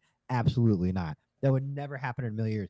But that he has that power to relieve chiefs, and we are deputized under him to where we could do that. And I always thought that is cool. Yeah. Maybe they did that back in the day, but there's a lot less corruption in law enforcement now than people want to believe. But, just up to 10 years ago, there was full on admin police agency corruption going on where police departments had to be shut down. It happened all over the place. FBI got involved, Yeah. And I attribute that to body cameras. Body cameras are huge. I love them. People, I love them. I feel naked without one. You wear a body cam? Oh, yeah. For property? I don't sit behind a desk. I'm in the field. Oh, yeah. For real? Yeah. You have that? Oh, I thought you were a detective like khaki polo. No, I'm full kitted out. We roll around in undercover vehicles, make buzz, set up on places that we think are going to be hit, knock down cars, do, stopping IDs. Like, I'm in the field, baby. I can't. I'm a restless soul. I'm sitting here judging you. I don't blame you. I get you. I feel that. Yeah, no, I'm shit. I was just in a foot chase the other day and then in a car chase in the same day. Two different calls. Yeah, I'm out there all the time. With the body cams now, I'm assuming I will. There's some things I don't talk about with my agency, and one of the things I will talk about is things that aren't right. Our admin is tasked, our lieutenants or watch commanders are tasked to watch X amount of body camera randomly throughout the week. When they do that, they go look for anything that is over 5 minutes. I don't know what the parameters are, but essentially, if you say anything on this body cam, you can be jammed up for it. Foul language. And I just don't like the abuse of technology. The body cams, every time a piece of technology is introduced into law enforcement, it's sold as this is a tool, not something used to punish you. I've heard Right. that probably 4 times with the dash cams and the, we have these things now where if we hit the brakes too hard, it records the in cab of our car. So no matter what you were doing, watching, saying, talking to, that's all on record now. You know, there's been times where I've been motherfucking my supervisor. If I got a retard supervisor that is an idiot, and me and the boys are gonna bust his balls like we would if I accidentally get it on camera. I don't feel bad. You shouldn't be listening to my conversations. However, Right. it does make my job harder when my supervisor knows I just called him a dumbass. So it doesn't really create a good. But if I have a good supervisor, and this is, I think this goes back to my military experience anyway, that is part of the fun of doing the job. Like, yeah, they're fucking razzing me because it's an outlet for them. I get it.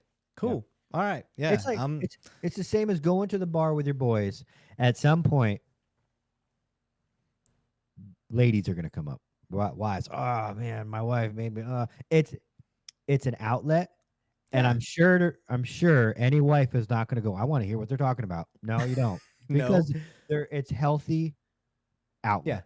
Yeah. And it doesn't mean anything. Yes. It's just at one, maybe I'm just trying to get a laugh out of the guys. Yeah. Maybe I'm pissed off about something else and you're my closest outlet to go off of. These are all things that we have to deal with. And I tell you what, any department out there listening, I do have quite a few chiefs, lieutenants, and higher ivory tower people that listen to me. If you're hearing me right now, I will fully tell you outright, like, that should be something that should concern you, because if you don't have trust in your people and your guys, then what are you doing? Because you shouldn't be just, I get random audits. I understand the premise behind that and all that stuff, but unless there's a complaint, or unless there is something that was found to be, egregious, let it be. There's no reason to look. And no, you are not, if you want to keep retention and you want to keep people coming into your department, the minute they find out they got to walk on eggshells about everything they got to do, it's not that they're up to no good, but nobody wants to walk on eggshells. We're already hyper vigilant. Our stress level's up here, even though we don't realize it while we're on the job. And now I got to worry about, human nature, my human nature. I got to worry about that. My human nature is to talk shit the next time the sergeant calls off my pursuit. What the fuck's he calling my pursuit off for? The guy just ran from the cops. You don't run from the cops if you didn't do something wrong. Yeah. You know what I mean? So now luckily I'm in a department that still, we still chase. We don't chase like we used to. I will admit that, but we still can chase. You just got to give your sergeant all the right verbiage. If they just run on a traffic stop reason, I guess that not enough to chase, but whatever. I don't get me going on the chase policy shit. Pisses me off. You shouldn't run from the police. If you run from the police. Hold on 1 second. Hey, Eli. Hey, go throw that pizza in the oven. Start that pizza, Eli. What do you mean, how do I do it? Put it in the oven, press on. The oven's on, and it's preheated to 400 degrees. I need you to go put the pizza in. I'm not editing this out. The pizza is in. It's out. You just got to pick it up and put it on the rack. Don't burn yourself. Yeah. Nope. Put it right on the rack. All right. It's a DiGiorno. Do you know how to do the timer? Okay. Give me 30 seconds. Sorry. Oh, you good. Teach you how to do it. All right. So we were talking about chase policies and shit like that, but what I really want to do, sir, is we talked about who you are, where you're from, kind of your background, why you got into law enforcement. You have military background, things like that. And then we also talked about your, you did 2 agencies, and now your specialty is street crimes in general. What I want to kind of discuss is, for you guys, what is street crimes? Is it still, are you subject to call, or are you guys investigating crime trends, specific things that, violent crimes? What is it? So I'm on a unit called Community Oriented Policing. Let me try that again. Community Oriented Policing Squad. That sounds a lot better than crime suppression team, right? Anti-crime unit. It's the same thing, but because we go once a month or once every couple months, we'll go to community events and take Facebook photos. It's a government grant. So this whole 9 people, 2 supervisors, uh, per per rotation, is all federally funded. So they provide 3 years. So that's what I do now. We don't take calls for service. We can help out on hot calls. I'm guilty of it. So is my squad. I can't just let an in progress crime go on when I'm close. I can't. Yeah, nor should you. Yeah. I don't care if it's a retail theft of like shoes at Goodwill. If I can stop a crime or at least get the patrol guy an arrest, because I hated that being on patrol. I still hate it now. Like, you go and you try so hard your whole shift to catch this guy, and then the guys to the next day catch him based Yeah. off of all, and it just sucks. Overall, that's how it has to happen, and especially if you're a detective, you're not going to get that instant gratification all the time. You do all the legwork, and then somebody's like, "Hey, I got him," and you're like, "Yeah, that's all I care about," Yeah. But we do essentially just sometimes one guy will work one thing. I got guys in my unit trying to go different places, so that's what they work. Narcotics, they work. We got guys interested in robbery, guys interested in gangs. So they'll pick up what they pick up, their own little cases. When they cross train with these units, they'll come back with, "Hey, I got a house," and we'll work as a team to help this guy achieve his warrant, his ticket on the house, or if we don't have anything, then we'll just go out there and just start wolf packing. And I'm a firm believer, and I shouldn't be calling patrol to do anything if I'm working with a couple guys. We should be able to handle our own, unless I need like a Spanish speaker and we don't have one or something like that. But I try to be there for patrol, but I do not like to create extra work for patrol because those guys are out there working. Yes. So me as a future sergeant, like I got a small taste. I was actually put in a position that was supposed to be my permanent position when I promote. They're like, "Hey, we know you're already on our side of town. We're going to put you in this position. Nobody's putting in for it anyway. So we're going to put you there early and then it'll be yours when the time comes." So I got about a month and a half, almost 2 months of patrol time in as a sergeant. And while I'm doing that, I'm trying to like go back into patrol mine. Here I am. I'm a wolf hunter. We're constantly hunting. That's what my unit did. And it's nonstop. So it's in me. Like I can't help it. I get out there and I'm digging. Well, here I am as a sergeant and I'm like, okay, the one thing I remember the most is sergeants that would dig shit up and then pass it off. Here you go. I got this for you, patrol guys. And I hated that. Because you got none of the fun. Now you got all the work. Yeah. And you're dumping that shit off on your patrol guys. So here I am going back and I'm like, I am not going to do that. But that is a hard instinct to fight when you're driving down the street and you see a paper tag go by and you're like, the radar is going off. You're like, that guy. Yeah. It's hard to explain to people that don't do this. Texas temp tags. Oh my God. They're everywhere. They're not even real. No. I can tell you all right over now, Florida. 9 out of 10 of the temp tags where I'm at in my neighborhood are not real. So knowing that and then being out there and I'm like, I feel, and this is something, people out there, future supervisors, all this stuff, you feel like you're not doing your job because you're not actively going after people. You're not catching people. But, and you'll appreciate this from your military time, you have to remember somebody's got to step back and help handle the bigger picture. Because when you're the patrol guy and you're knees deep in the shit, you're not thinking about that. You're thinking about right here, right now. And if you as a supervisor, for my future sergeants out there, if you catch yourself, you're like, no, I want to lead from the front. I want to show them, lead by example. You can't fucking do that because you're going to get tied up and shit's going to hit the fan and they're going to need you for that. And the ivory tower is going to need you for that. And here you are wrapped up on a bullshit burglary of a vehicle and because you couldn't let it go. That you promoted out of that. That's not you anymore. You don't get to do that. I had to have a conversation with a corporal one time. He was newly promoted. Great dude.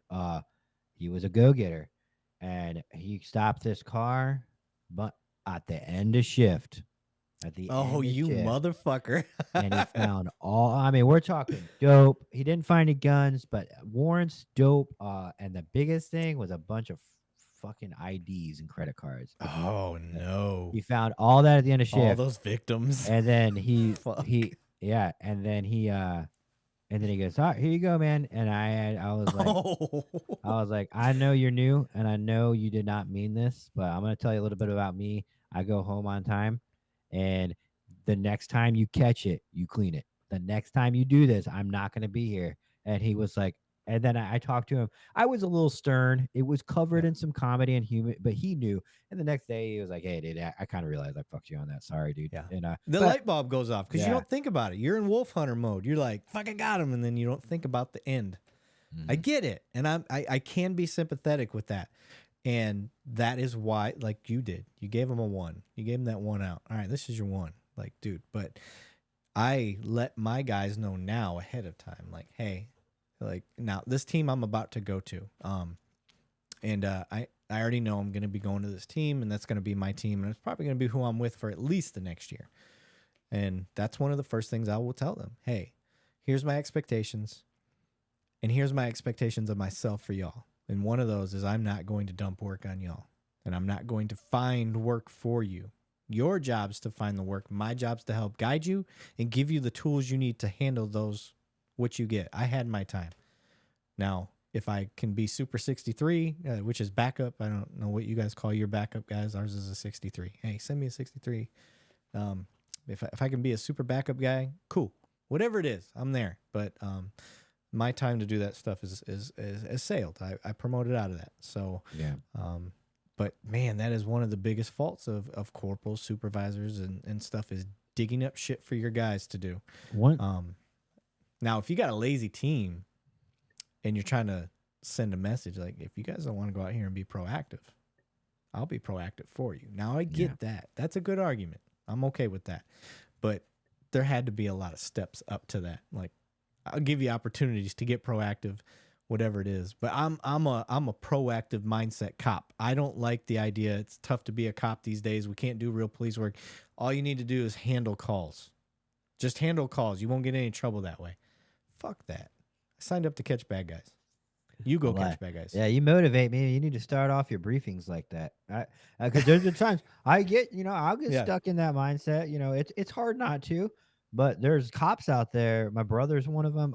They just won't take no for an answer. They're going to be a fucking cop until they retire, no matter how the politics, no matter how much trouble they get into. And those guys are motivating. And it's really motivating. It only takes me listening to somebody like, fuck yeah, my dick's hard now. Let's go. Let's get out there. I walked in here like all negative, and now I'm like, hell yeah. And I'll tell my guys, hey, listen, my job is to make sure I'm the shield for you. I'm telling you to go out and be a proactive cop. So it's my job to protect you. I can't let you get hit by going out and doing your job. So trust me when I tell you, I've got your back. I am going to put the work in to make sure nothing falls on you for doing what's right. And that's so important. That is so important because I was going to bring this up. The best line I've ever heard from supervisor is if your heart's in the right place, I got you.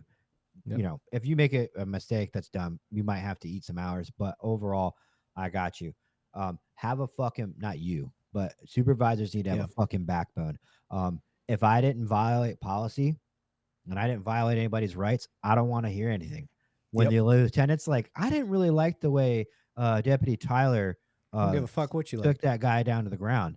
As Sergeant, so-and-so, Sergeant so-and-so should be going, okay, well, we don't care what you like, LT. Yeah. What's policy say? Because Tyler's got 18 different things on his mind right now on a patrol shift. Everybody does, or of a street crime, whatever. You're a cop. You're so scatterbrained in your car. You've learned to compartmentalize and control things almost like your case is on your desk. I don't have time in my head to be stressing, not that I would, but stressing about the LT not liking my takedown. Um, Yeah. I did nothing wrong. Now you can't hate them for it. LTs are little mini politicians in the making. They need things to show that they can burn cops overall. And I'm being cynical. I'm just kidding. But they're essentially they're little mini politicians in the making. And so it stops with the sergeant. He's the last of the workers. He's the last of the Yeah. grunts. And that's why the union, they don't like LTs and up. The union's there for the sergeant and below because we're the workers. We're out there, you know. So I think it's really important for supervisors to have their guys' backs. And again, not condone anything, not even condone mistakes, because some mistakes, you know, not that you have to burn this deputy or this cop at the stake, but you know, if he made a mistake, he needs to know and be honest. Say, hey man, this ain't personal. You're gonna catch 8 hours for this. Yeah. It is what it is. I'm not mad at you, you know, and trust me, I've done a lot to keep other things from coming down because they wanted more. I'm still here for you. It's just this I can't really. But if there's no policy violations, Yeah. I'm not going to talk to that cop about it. LT, you can talk to me about it, and it ends at me. Yeah. I've got a unique benefit that I was an academy instructor for 3 years. Oh, okay. So in that, when it comes to use of force, because usually that is the most controversial thing. That is the thing that gets officers hemmed up a lot. And what I've learned through my experience is a lot of these lieutenants or higher, some sergeants, they don't fucking understand or know the use of force. They don't know any of the training. We had one that was like, my guy hit somebody with a closed fist. I know that we're not allowed to do that. I'm like, what fucking world are you living in? Yeah. I just where does it say that anywhere? Like I literally just told a class of 60, if you're gonna hit somebody, knock the screaming eagle shit out of them. Like, you think they're doing that with an open hand? Yeah. No, one and done. That's what we want. Like, if you can finish it with one hit, that's fucking perfect. Now, what we do recommend is you don't use a closed fist on a grounded subject, because us as cops, we suck at aiming. We tend to hit the ground, and we get a lot of broken fists that way. That's about the only thing we tell them about punching somebody. Yeah, but no, you absolutely can hit somebody with a closed fist. And that's no offense to departments that don't allow that, but this is Texas. So Florida, I'm sure they don't have a problem with it either. No, because it's all about the way you again, another good supervisor is going to sit down with that cop that's like, oh my God, oh my God, oh my God. And he's going to go, we're going to write this out together, bud, me and you. Yeah. Because can you tell me in your heart of hearts that you did the right thing? Like, yeah. All right. Well, then let's go through and articulate this emotion. Because right now, the way he got out of his car and started walking at you with his hands up and you cold clocked him, you know, all right, we need to be able to explain this. You know, his stance when he got out, his eyes peering directly into yours, you know, his aggressive demeanor, rapid approach at you, you know, were his hands up like this? Were they, you know, and especially that's where I do agree the body cams can come into right. Yeah. Because I will tell you, I was an early adopter. I had bought my own body camera from Amazon, like the security guards, like a Chinese, like $30 guy. Audio was terrible. The video was like 1 megapixel, like, but I had one and I loved it. I liked having it. I liked knowing that, because I knew I was doing the right thing. I just didn't want to go and have somebody make some false claim against me. And that's just how I looked at it. I was like, I know I'm doing the right thing and I want to be able to protect myself against some false claim. So anyway, I just had an example talking about one, body cam, and two, sitting down and being able to shed a little perspective with an officer who was getting hemmed up for what he did. And I had nothing to do with it, but he was getting hemmed up. He went hands-on with a taser. And that is a no-go for us. Like, when you go, if you're going to go hands-on, you holster up and you go hands-on. You don't want to go wrestling around with a gun any more than you want to go wrestling around with a taser in your hand. And I don't disagree with that. But there is shit that happens that you can't account for. Now, here is what happened. They show up. It's a mentally disturbed person. She spits on him after they had talked for probably a minute or two. Like, they're trying to calm her down. They got the rubber gloves on. Like, they have Their guns aren't out. Nothing's out. She spits on one of them. Then the taser comes out. So now I got one trying to talk. One's covering with a taser. More officers show up. We're next to a busy roadway where the speed limit's about 40 to 50 miles an hour. Okay. Where there's a fence between them and the sidewalk. So you've got a very short window. You've got road, busy road, cars zooming by, and then you've got a fence. Nowhere to go. They decide they're going to have to go hands-on. They go hands-on. It's 3 or 4 officers, and this one officer that had taser, he had less lethal cover. He goes hands-on, and he didn't think to articulate. I think he knew why, and this is why it takes a supervisor to sit in and say, hey, let's go through this together. I see you had your taser in your hand. What can you tell me about that? Well, I know we're not supposed to do that. Okay, so why is your taser in your hand? Well, at the time it seemed right. I was like, well, let me tell you what I see. And this, I'm not trying to put words in your mouth, but I do see you're right next to a busy roadway. And if your boy's loose grip of this sweaty, out of control woman, where is she going to go? The roadway's right there. Somebody could get knocked into that. So if it were me, I would like to have my taser ready just in case we lose grip and she gets spun out into the road. Which anybody that knows, if you fight with a squirrely, sweaty person, guy, girl, that can be a nightmare. Mm-hmm. And I'm in charge of their safety as well as other officers' safety. So I had my taser in my hand just in case I had to tase them. Okay.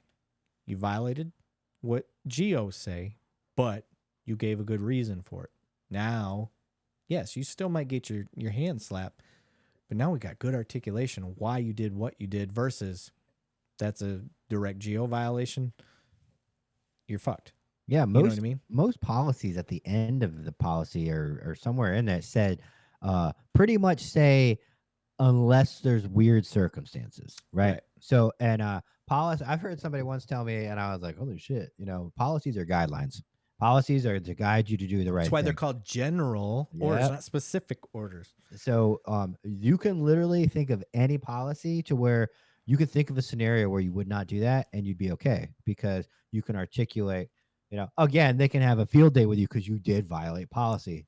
It depends on who's reviewing it and deciding your fate, whether or not they're a real cop at heart or whether or not they were out there on the streets, because some of these, I'm telling you, man, I'll lose my shit if an admin guy comes up to me, and it really would just be a lieutenant or down, talking about some shit they saw on body cam and how it looked so violent. Like, 20 years ago, y'all were kicking skulls into the pavement, and we're paying for your sins now. So don't give me that shit. Like, I'm out here doing the right thing all the time, and you're trying to jam me up.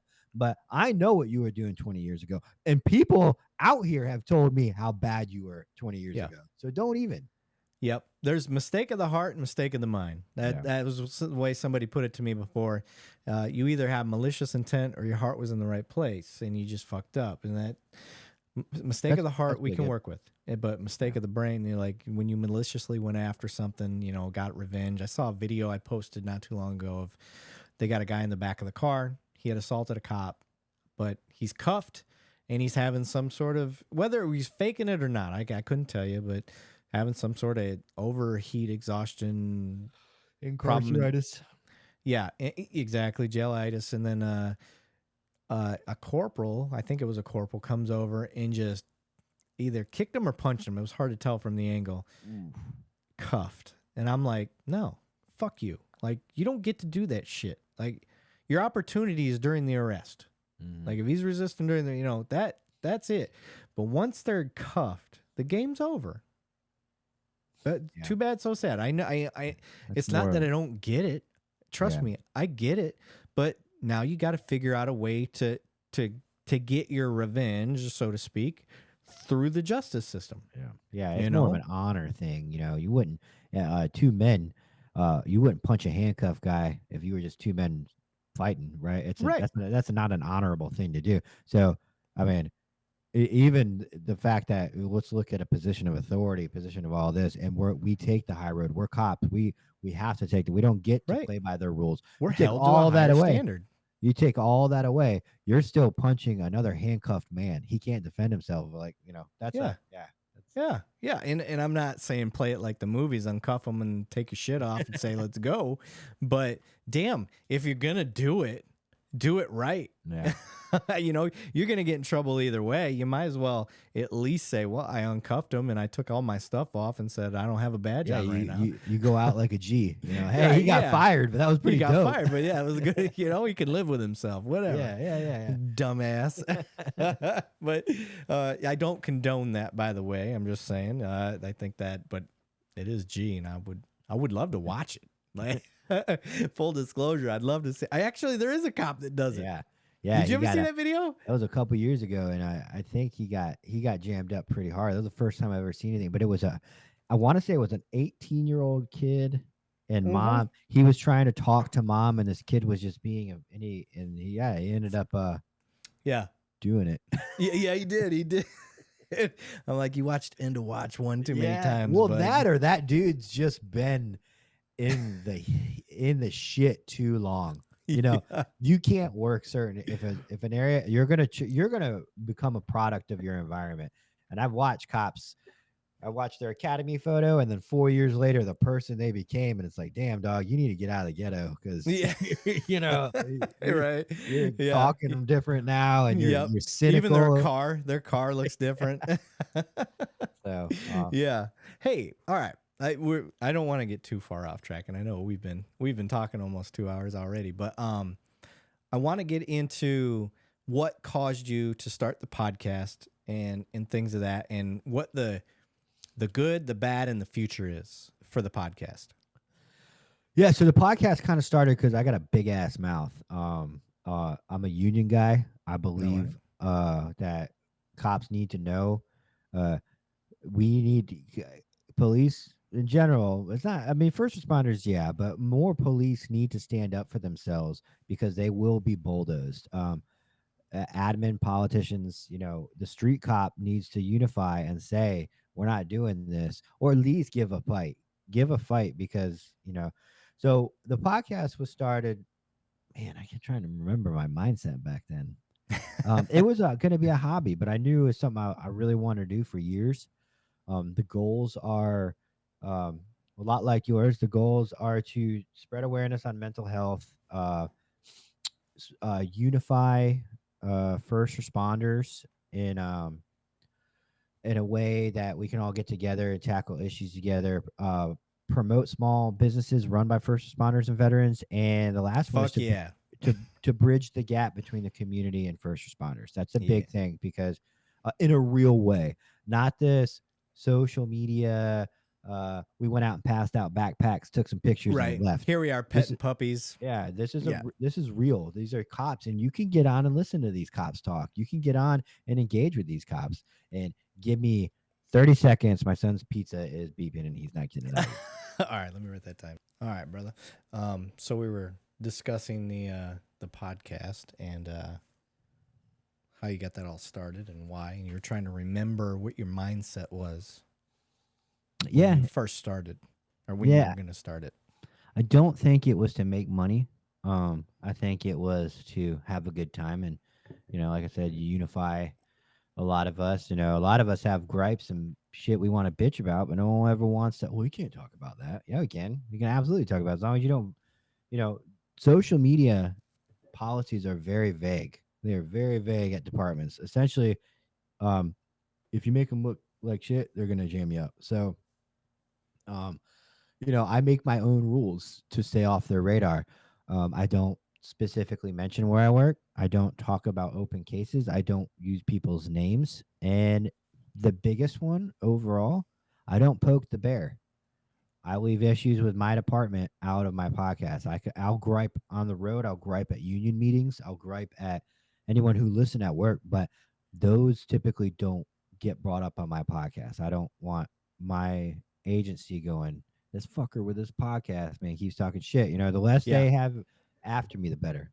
Have you talked to anybody higher up? Like, I'm actually friends with my chief, so it's kind of beneficial. I've asked him, and I've asked my number 2, like, hey, because they told me they watch, and I'm like, hey, like, what do you think? are you okay with what I'm doing? I'm like, I had, like, when I first started, I literally had the GOs sitting just off camera, like trying to make sure I don't miss and fuck up any of that. But the whole idea was community policing, in a sense, to bridge the gap, to be able to have mine is based on education and perspective and humanizing. That's the 3 segments of my show. And as you can see, as we've talked, I've steered it back. Like, okay, we kind of went down a rabbit hole, which I love, and people love that stuff, but let me swing it back. Like, we haven't hit on, we talked about specifically what you do. You kind of educate us on what the background of that is, how to get there and all that stuff. But what is another big part of you? It's your podcast. Okay, cool. Why are you doing it? Like, people need to see that you're an officer that cares enough to bridge that gap with the community, that you spent your own money, you spent your own time, and you jumped in to trying to communicate with them, whether it be on a big scale, small scale, whatever it is. And now that's what you're doing. So my chief has been like, no, dude, I love it. I want to be on. So one day he's going to be on here. And the day that he's on, I don't know that I'm going to ever. I don't think I'll hide where I work anymore. It's easy to find out. Very easy to find out. But if my chief comes on and he's publicly says he supports the show, then I mean, what's the point? I don't have to say shit.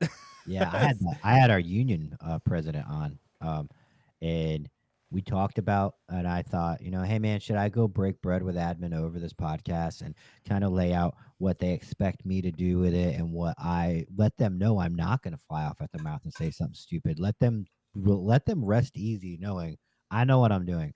And he goes, I mean, you can do that if you want to, but you don't owe them shit. He's like, Yeah. He's a union guy. He's like, and in fact, the union now is going to create a podcast, and they're like, we want you to spearhead it. We got all kinds of money. We'll buy all the equipment, and we want to do a once a month podcast, or once every couple of weeks podcast, where because he's like, essentially, we're typing out all these emails. No one's reading them. No one cares. And he's like, he did his research and found that private industries like the flight industry, they use podcasts to relay information to their employees. Now, granted, they have hundreds of thousands of employees, so their listener base could just be the podcast in itself. They don't need anybody else. Yeah. But like, that's the best way to get information to people, is to podcast, because they love to listen to it. So if you sprinkle in some spice, like what my podcast essentially is, a lot of crazy antics, cynical behavior, all kinds of stuff, but the deep core is true meaning. And we'll talk about, like, real topics that need to be discussed but are kind of dry. So if you try to start with that, people might not, they want the razz, they want like the entertainment. And if you can deep underlayer mental health in that, or important subjects like masculinity, we've talked about all kinds of things, you can slide them in there and people are already listening. It's kind of like sliding your dog's medicine in his food. You want that food. Hiding some cheese, right? Yeah. And it's one of the reasons I'm kind of excited to do your show is I get to show a different side of me that I don't do on my podcast, because it has a format. It's got a way that it goes. I mean, this is how I talk. I'm not faking. Like, my personality is my personality. It's what I am. It's part of the reason why I let swearing. That's why I fucking do the whiskey on the show. So, let's give a shout out to Smoke Wagon, who I'm desperately trying to get to sponsor the show because it's my favorite brand. So I'm drinking a little Smoke Wagon Blenders Select, sir. I love their bottles. So I'm desperately, like, there's 2 major things about my show that I don't have sponsors for: donuts and whiskey. And they're synonymous with the show.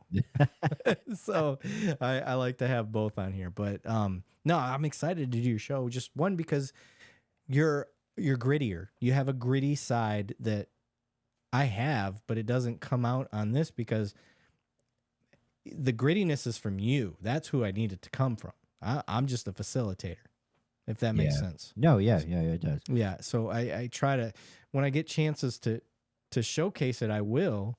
We got to talking about, what a supervisor's role is. And I think I'm very passionate about that, because I think that the supervisor, the sergeant, is the most critical role in the department. And I also think it's the softest fucking place right now at any department. Oh God, you just nailed it. Both those two statements right there, they need to be a viral clip because that's so let me write that. true.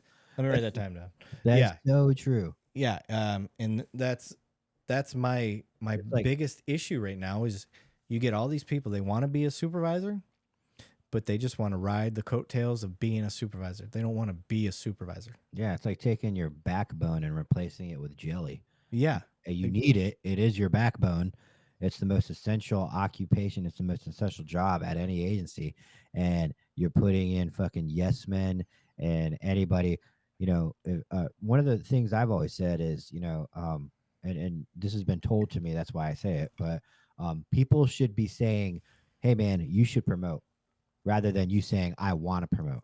Because if you were trying to promote, very rarely is it somebody that's like, I want to make change, I want to do this. It's usually because of selfish reasons, and which will make you not a good leader. Yeah. But if people are coming to you going, bro, you'd be a good supervisor, man, you'd be a good leader, and you're like, I don't know, man, and you just keep hearing it, that is going to be a badass supervisor, because that person doesn't care if they lose their stripes. Mm-hmm. People think I'm weird for this. I've said I want to be a chief. And the reason I want to be a chief is because I want to be a sergeant chief. If that makes sense. I want to be a sergeant chief. Yeah, your city would fire you immediately. Right? Well, it's scary though being a chief, because you're at if the city council don't like you, you're gone. Yeah. Yeah. That's Sheriff's scary. A different story. Elected official. And I'm kind of hoping, this is full disclosure. I'm kind of hoping, rather than this podcast screwing me, and not really letting me get any higher than maybe a captain, it helps me elevate later on down the line to, I say later on down the line, I'm fucking 40, so down the line ain't that far away. I'm hoping down the line that it helps me get into a sheriff spot. It helps me get into a chief spot somewhere. Because if I get a city that's like, we know all about you. You've got 200, I'm at like half our agency listens to you. Yeah, I got like 150 people that listen to me. Despite your terrible sense of humor, despite your podcast and all that stuff, we like you. We like who you are. We want you. Like, to me, that's the tits right there. That's what you want. Look at it this way. In 10 years, maybe when that's going to, imagine how much you can grow. And, what if you do have a big platform, like a significant platform that we both don't have right now? How cool would that be for the publicity sake, for all the because your money, a lot of people lose elections because they just can't afford it, and the money all goes to campaigning. Well, can you imagine if you had a platform with all your socials huge, your podcast on all audio and YouTube, and it's just like, it's free. It's free. Grassroots, baby. Grassroots. Yeah. And I tell you what, Florida, if you listen to me, I would not mind being a sheriff out there either. Yeah. So you guys got badass sheriffs out there. Yeah. Grady's the shit. Some of them I think are a little bit more cameramen than they are cops, but I prefer, as long as you back your guys. I prefer that more than the pandering fucking sheriffs. Go broke. Oh, gotta go out there. Bro, I'm telling you, because I've seen it. There's sheriffs out here that walk around in high heels and rainbow things, and well, they pander to every community. There's sheriffs out here that wear giant sombrero hats on like Cinco de Mayo and things, like Hispanic holidays where they, the cultural holidays. I've seen sheriffs here in Central Florida walk around with giant sombreros as a white dude, and I'm like, this isn't Halloween, man. Like, like, I mean, some people might look at that and go, who the fuck is this guy? Like, pandering to us. Let us have our thing. Yeah. You go be sheriff, enforce the law. We don't need you coming out here on our parades. Yeah. It's me. Yeah. I won't go down that rabbit hole. I'll let it go. Because I'll give myself all I did was say, I've seen it here. Yeah. I've seen it pretty close to where I work. I get going down that rabbit hole, I'll say something that'll get me in trouble. So, and I've been drinking with you, by myself. I quit drinking whiskey or liquor like 3 years ago. So oh yeah, yeah. I stick to beer I don't know what it is, man. Liquor, I called it truth serum because I felt when I drank liquor, everybody had to hear my opinion all the time. And if I was just telling you something that you didn't like to hear, then you're just a big old baby. But in all reality, I was just being an asshole. I'm just a jerk when I drink. So, Okay. um, I stick with beer. Beer. You're gonna get full before you get drunk like you can off liquor. So, Yeah. Yeah. Yeah, absolutely. Yep. I like my craft beers and stuff like that, but I switched. I basically stopped drinking all the make you fat beer and tried yeah, to switch to the less caloric whiskey. yeah, it's smart. But all right, let's get back to your podcast. And what have you so far, because I guarantee let me think of how I'm going to word this. I guarantee, I'm going to say it just straight out. I guarantee what you expected and what has become of it since then has surprised you and changed. Like what you thought was going to go down didn't, but what did go down is even better than you expected. And the reason I think that is because you're still doing it and you're getting bigger and you're getting better at it. So what did you anticipate to what is going on now? Ah, man, it's hard to go back and remember my mindset, but I do remember one thing that my research before I started one is someone said if you're gonna start it, uh, you need to keep it going.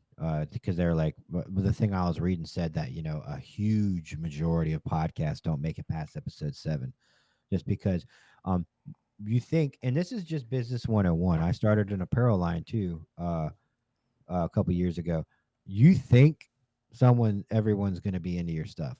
No one's into your shit. No Nope. one cares. It is not anything against you, but no one gives a flying fuck about what you're bringing to the table. It's a long grind to get people interested, and that's what it was. So I kind of knew that right off the bat, I wasn't going to be some wildly successful podcaster, but I did know that I had a lot of friends throughout my life. I have a lot of friends. I have a lot of people that support me and a lot of people, that would listen to a podcast. And that was my first core group was my friends and family. And I'm talking like in the hundreds of people that I keep in touch with, and they just started it, and it just kind of grew from there to where, and then I was able to then I didn't really realize the things I was saying bared a lot of weight, but they do apparently, and a lot of people can relate to it in a way, and I'm just the only one that's retarded enough to say it on a podcast. But whatever I can do to help, if I got fired for being a right fighter and I didn't do anything wrong, I can live with myself. It's like you said, I can look myself in the mirror and go, you know what, I was bringing, and maybe that would help boost it even more. Yeah, absolutely. You'll be a martyr. A martyr. You'll be a martyr. Yeah. Oh, yeah, it's true. So Yeah. I don't really worry too much about it. Like I said, I make sure I don't say anything stupid. I do realize that when you sign up to be a government employee, from the military on, we both knew you can't just go say whatever the hell you want. You lose that right. Yeah. And I respect that, but I'm also when my agency is on social media more than I am, and they'll use my bright shining face for clicks, you can rest assured I'm going to use social media as well. I'm not going to be scared. Yep. And well, that's kind of one of the reasons I started doing what I did. Not to throw education out there, but I needed to use the GI Bill, and I went for my master's degree. And part of going for my master's degree was a thesis, and I used my thesis as basically the catalyst to start my podcast. I was saying that us as police underutilize social media. And when we do use it, we use it for this propaganda. What do? Here we are shooting basketball with a minority kid in the street, and there's 3 fucking camera angles and all this shit. Okay. Here we are. It's, Save a Puppy Thursdays, and we're out petting puppies at the local shelter. Okay. Who are you winning over? You're not winning over the people that don't like you. So you're winning over the people that are already liking you. Yeah. That ain't doing anything. You're staying relevant. Yeah. in their eyes, into your supporters' eyes. Right. What are you doing to fight crime with it? What are you doing to win over the people that don't like you? That's who you should care about. You shouldn't say, well, if they don't like us, well, fuck them. We can't do that. Yeah. You're a cop. If I was a sheriff and I had 55,000 followers from my county, the first thing I'd do is I'd put up, like Brady, what's his name? Grady Judd. Yeah. What he does. And now he kind of brags about catching people, which is fine too. But I'd be a sheriff and I'd get on there and I'd say, I want this man dead or alive. This guy did this heinous crime to the people of my county. I want him now. And that's how I would use it. A sheriff getting up there saying like, hey, this is serious. Yeah. Yeah. So one of the things that we started doing was now I'm going to date myself a little bit. Groups were new to Facebook. Okay. So making private groups. So I was like, maybe we could use and make a private group for our beat, for our area. So it was, the patrol officers, and then we have they're called NPOs. And what an NPO is a neighborhood patrol officer, and they're the liaison between the community and the patrol officers. Yeah. So I got with my NPO and I said, hey, dude, why don't we create like a beat group? And then we'll use that. And then like if we have bolos or anything like that, we can update our citizens like, hey, beat, watch out for this guy. He's breaking into cars in the area, da-da-da-da-da. Or vice versa. They can give us information on the fly. Hey, there's a guy pulling handles in the streets or whatever. And I was like, that's how we do this. And we started using it. Well, this NPO, he gets information from a citizen, live time, like real time. Like, hey, these kids are going around pulling handles right now. And I say kids because everybody's a kid, for what I do. And then, so he posts these pictures. Well, there's an attorney in the area that goes, you can't do that. That's against the law. These are juveniles. You shouldn't be posting their picture. Now, I will tell you, I didn't know they were juveniles. When I saw these pictures, they could have been 16. They could have been 25. They looked in that range. So we're just trying to help prevent crime using social media. Well, that dude complained, that attorney complained. And then the chief at the time that we had was like, nope, no more social media, period. You're not using it. Well, that caused the citizens in that area, because they liked what we were doing, to throw a fit. And they held a town hall meeting and called the media and made the chief come. And this like 80-something-year-old lady stands up and she goes, if I'm on social media, you need to be on social media and they need to be on social media. And I was like, you know what? She's fucking right. And that was what stemmed it for me. I didn't realize it at the time. The podcast wasn't the idea. But when I did my thesis shit, that was what I was setting out to prove. It was like, all right, social media is definitely an underutilized tool, but what's the problem? Red tape, liability, no training, all this shit, right? So that's the route that I took with it. And then a few years later, listening to Joe Rogan, and he's trying to pitch to another comedian like, oh, you should have a podcast. You'd be perfect for it. Da, da, da, da, da. And you have a niche. Use your niche. And then that's when the light bulb went off. I was like, fuck, I got a niche. I'm law enforcement, and I know my shit. I'm big into use of force. I'm big into jujitsu. I'm big into military. I'm big into all of these things that we don't hear about and could be completely utilized through a podcast. And that is how we reach people. That's how we educate. That's how we start bridging this gap. And that's where it triggered for me, man, is that is how I wanted to utilize social media. And just like you said, they're going to use it. Why shouldn't we be using it? And as long as you're not putting your department in a bad light, because really that's what it comes down to. Mm-hmm. That's all they care about. Yeah. Don't make us look bad. So I'm not going to mention the department. I'm not going to say any of that shit. But at the same time, at the end of the day, now if I get hemmed up at work and somebody tries to go against me and say that I'm biased against this or I'm racist against that or whatever, I've spent $30,000 of my own money for the last 2.5 years to show I'm trying to bridge a gap between me and the people that I serve. What the fuck are you doing? Yeah. What are you doing? Can you say that? No. Nope. They'll try and say, I've been told, don't talk about it because it shows a propensity towards it. If you were to shoot somebody and have to go to court, we're talking about it. But yeah, just talking about subject. Listen, dude, if you got to silence me that much, I need to walk away from the job. If I can't even talk about the problems in the career field or issues that cops go through, or I joke about how, I'm not going to sit here and make a joke about something that's really inappropriate that's going to offend an entire community. I'm also not going to touch certain topics with a 10-foot pole just because of how politically polarizing they are, or whether how someone died. Was it where they were choked, or was it a drug overdose? Right.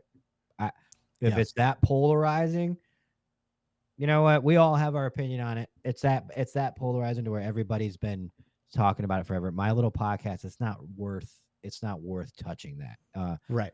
But I will talk about is, how street cops treated unfair. How veterans and first responders really need to look out for their own mental health because no one else is looking out for you. It's not anybody's wants anything bad to happen to you, but your buddy's got their own mental health going on. They got their own marriages that are falling apart. So you got to look out for yourself first. And like you said, circle all the way back to the beginning of the episode, you feel this commitment to your crew, which is great. It's a great quality to have. It really is. And that's why you are in the position that you're in, and you're in the career fair that you're in. But you need to look out for yourself. Yep. That's exactly, I mean, that is okay, so this is kind of what stems off the topic that I was trying to bring up with you about doing the podcast is I have my value that I saw in myself all surrounded being a cop. I didn't do this to set out to get any money, anything like that. I just wanted to help. Then this takes off and I'm blowing up. And I'm not Joe Rogan blowing up or anything like that, but going from a few thousand people sharing your shit to your reach is now in the, I'm at like 50 million as far as reach goes. I mean, we're talking fake points, but it's fake social media points. I'm at 50 million reach. That's fucking crazy to me. Yeah, I mean, if it paid, it's really good numbers. It just sucks, like you said, because it doesn't. Right. If you're trying to monetize that, you can't. But right, now people are reaching out to me. Hey, I want to do this. Like, what's that going to cost me? Well, shit, I'm a cop. I'm trying to put a number on something that I didn't intend to put a number on. Yeah. And now here I am. I'm to the point now where I see the potential of what I want to do. I see where my limitations are, which is definitely my wallet. I see how much I've invested into what I'm doing already, which is I've already divulged is about 30 grand over the last 2.5 years. And have I profited off any of that? Fuck no. So, but what would I like to do to expand the show? I'd like to be able to go to people because I don't like doing this. Like what you and I are doing. This is great. This is a cool way to reach out and talk to people, but I'd rather be in front of you. Mm-hmm. Yeah, those are the best. Yeah, I would rather be in front of you because I can't interrupt you. I got to wait. It's a timing issue. I got to kind of wait to see when I think you're going to stop talking so I can say something.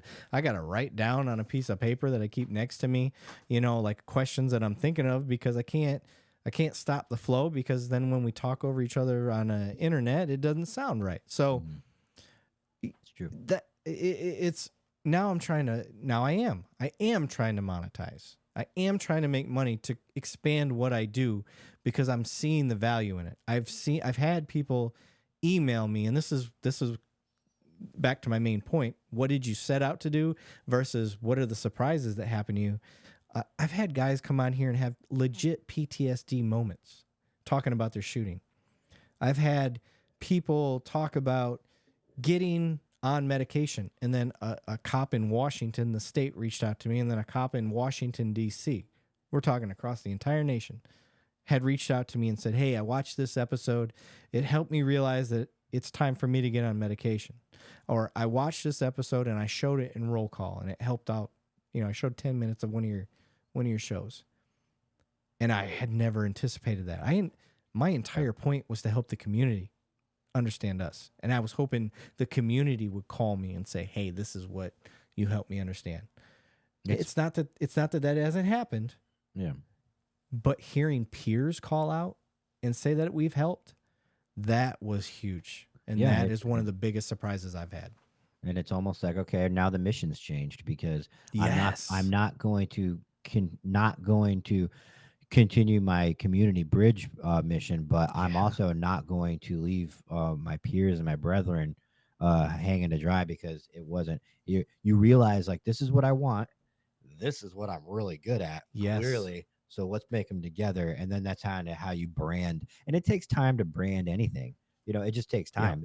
When you start something, no matter if it's a t-shirt line, a podcast, a company, anything, branding usually is way different a year down the road, 5 years down the road, because you have an idea, but you have to. It's just a business plan, essentially, and it's on the fly, Yeah. and you're not going to piss away opportunities, but you're also not going to um, uh, give up on your main goal. Yeah. I think the battle for us as cops, if we're going to be honest with ourselves, is we feel guilty if we make money trying to do this. I don't. You don't, I feel no guilt. but I think that initially that for me that was a big Yeah. dilemma for me because I didn't intend that. I didn't think it. I had an idea and I was like, let's run with this. And then finally somebody pointed out to me like, look, dude, you've spent this amount of money. You're spending 40 to 60 hours a week doing something that you're not getting anything back for. Mhm. Why? Because you're trying to do this. Now you've built this following. You've got these numbers. You're telling me that you don't think that you're worth anything?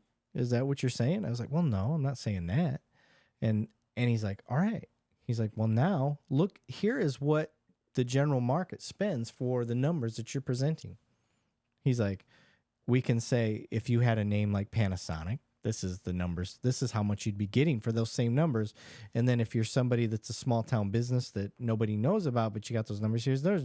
So let's meet in the average. Where do you rank yourself at in that?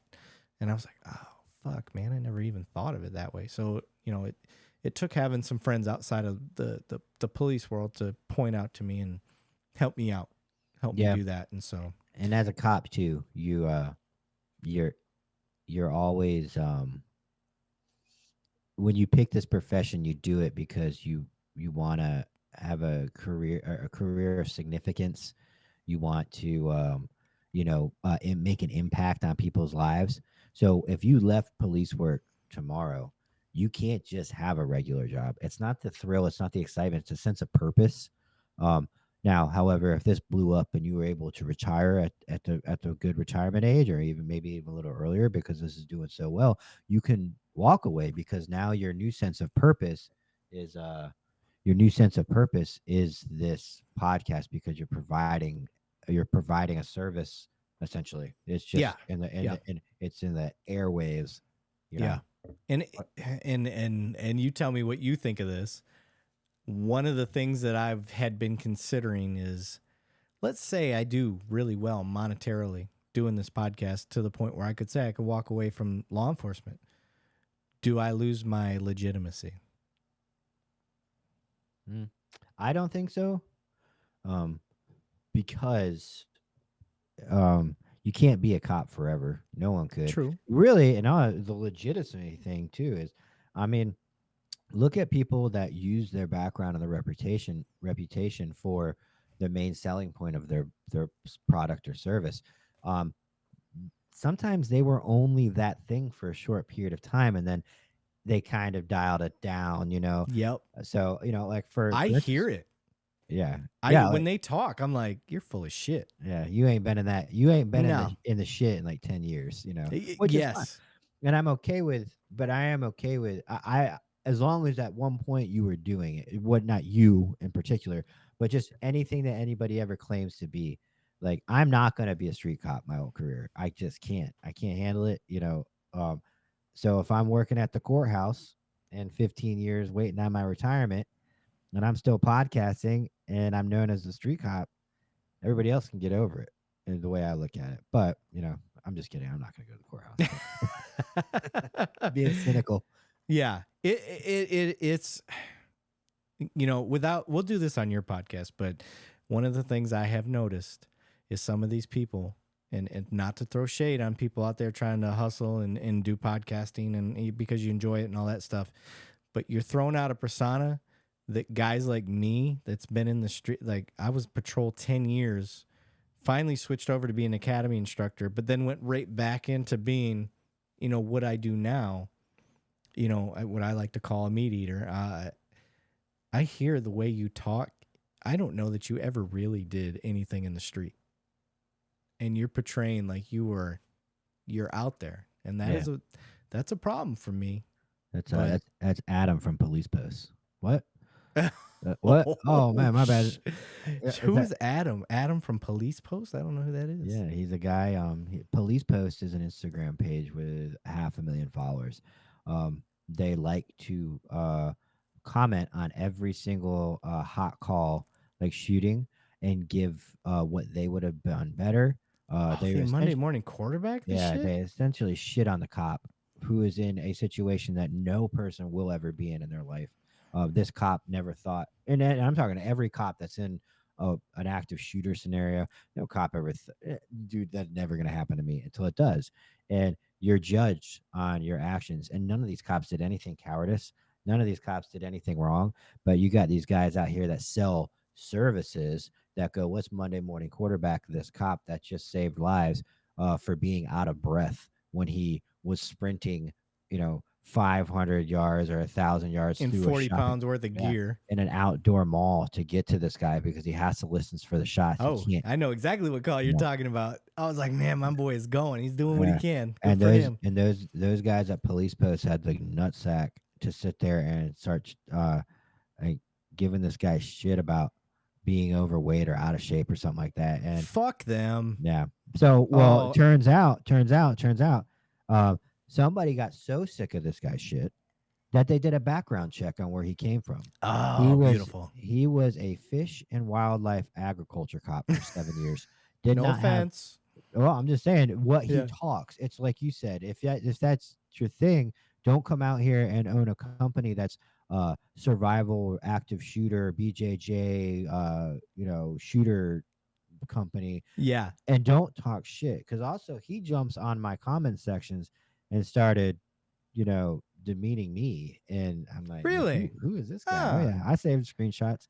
So anyway, somebody got sick of it and requested a background check on him. And this investigator did everything he's supposed to do when somebody asked and provided it. And there was a bunch of questions. One of them was, he's never been in a use of force a day in his life. He's never done anything. Beautiful. And he's out here acting like he's, God's gift to the street. Oh, that's beautiful. So I might have a project with that once we're done with old Robert. I was getting ready to say, I've got a suggestion, sir. I like to do on my show. I think I kind of talked to you on the phone about this. I like to do body cam breakdowns where we pretend we're the officer in the call and kind of walk through as like we're the officers taking the call. And it's fun. It like kind of shows people the mindset of an officer and how we get to the end result. And a lot of times we have the same goal in mind, but we find different paths to get there. And it's not wrong, but it's just different. And that's the beauty of police work. And that's why, for the most part, we feel like we're our own boss. I like to do that, and not Monday morning quarterback. Rather, we're showing what we would do while the call's developing. We don't know what's going to happen. It's not a video we've seen. But what I would like to do, based on what you just told me, is I'd like to watch some of these videos that this person is judging.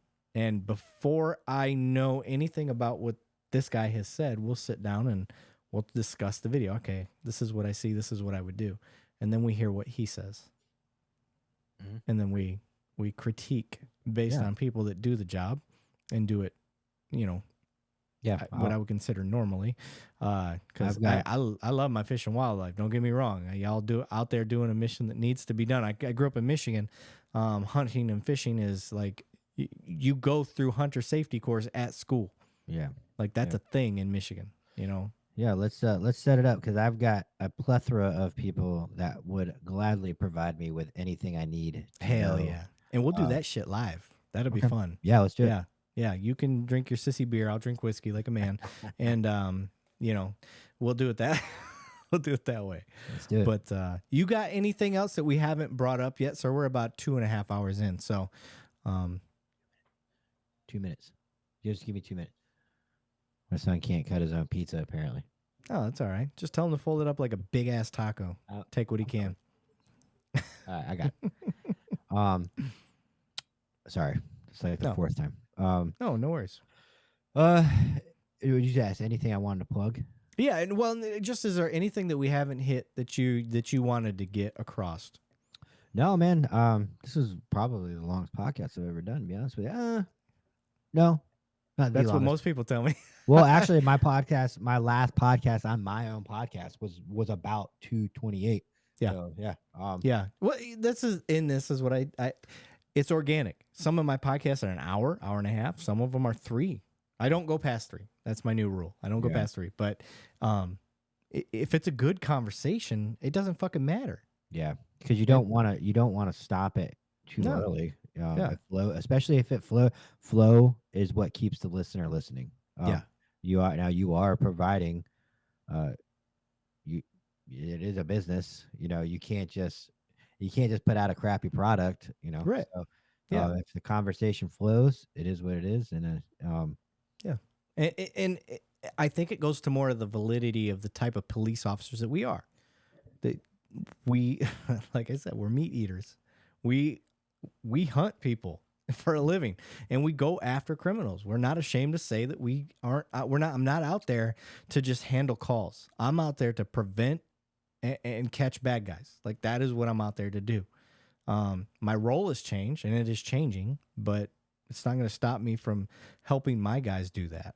And you're out there actively doing exactly what I just left. So I think that's why our conversation goes so well. Is the point that I'm getting to is we're feeding off of that. So and it goes to anybody that's good at reading people sees the genuine personalities behind that, and that's why they'll be into a 2.5 hour long conversation. Yep. Niche down, baby. Yeah. So, well, I appreciate you being on, brother. And right before we cut this off, just stick around for a second afterwards, and we'll chat. But I do appreciate you being on, man. Yeah, Rob O'Neill didn't kill Osama bin Laden. Okay. And where can people find you at? The Anti-Hero Podcast. We're on Instagram, TikTok. We just got on Twitter. We're on YouTube. Yeah, X. Yeah, sorry. We're on YouTube, and we're about to get on Rumble. So we're pretty much anywhere. Just look for that iconic skull. You can't miss it. And then, hit us up, man. We answer all of our DMs, all of our questions, and any requests. That's what I'm talking about. All right, brother. I appreciate you being on. Take it easy. Thanks, man.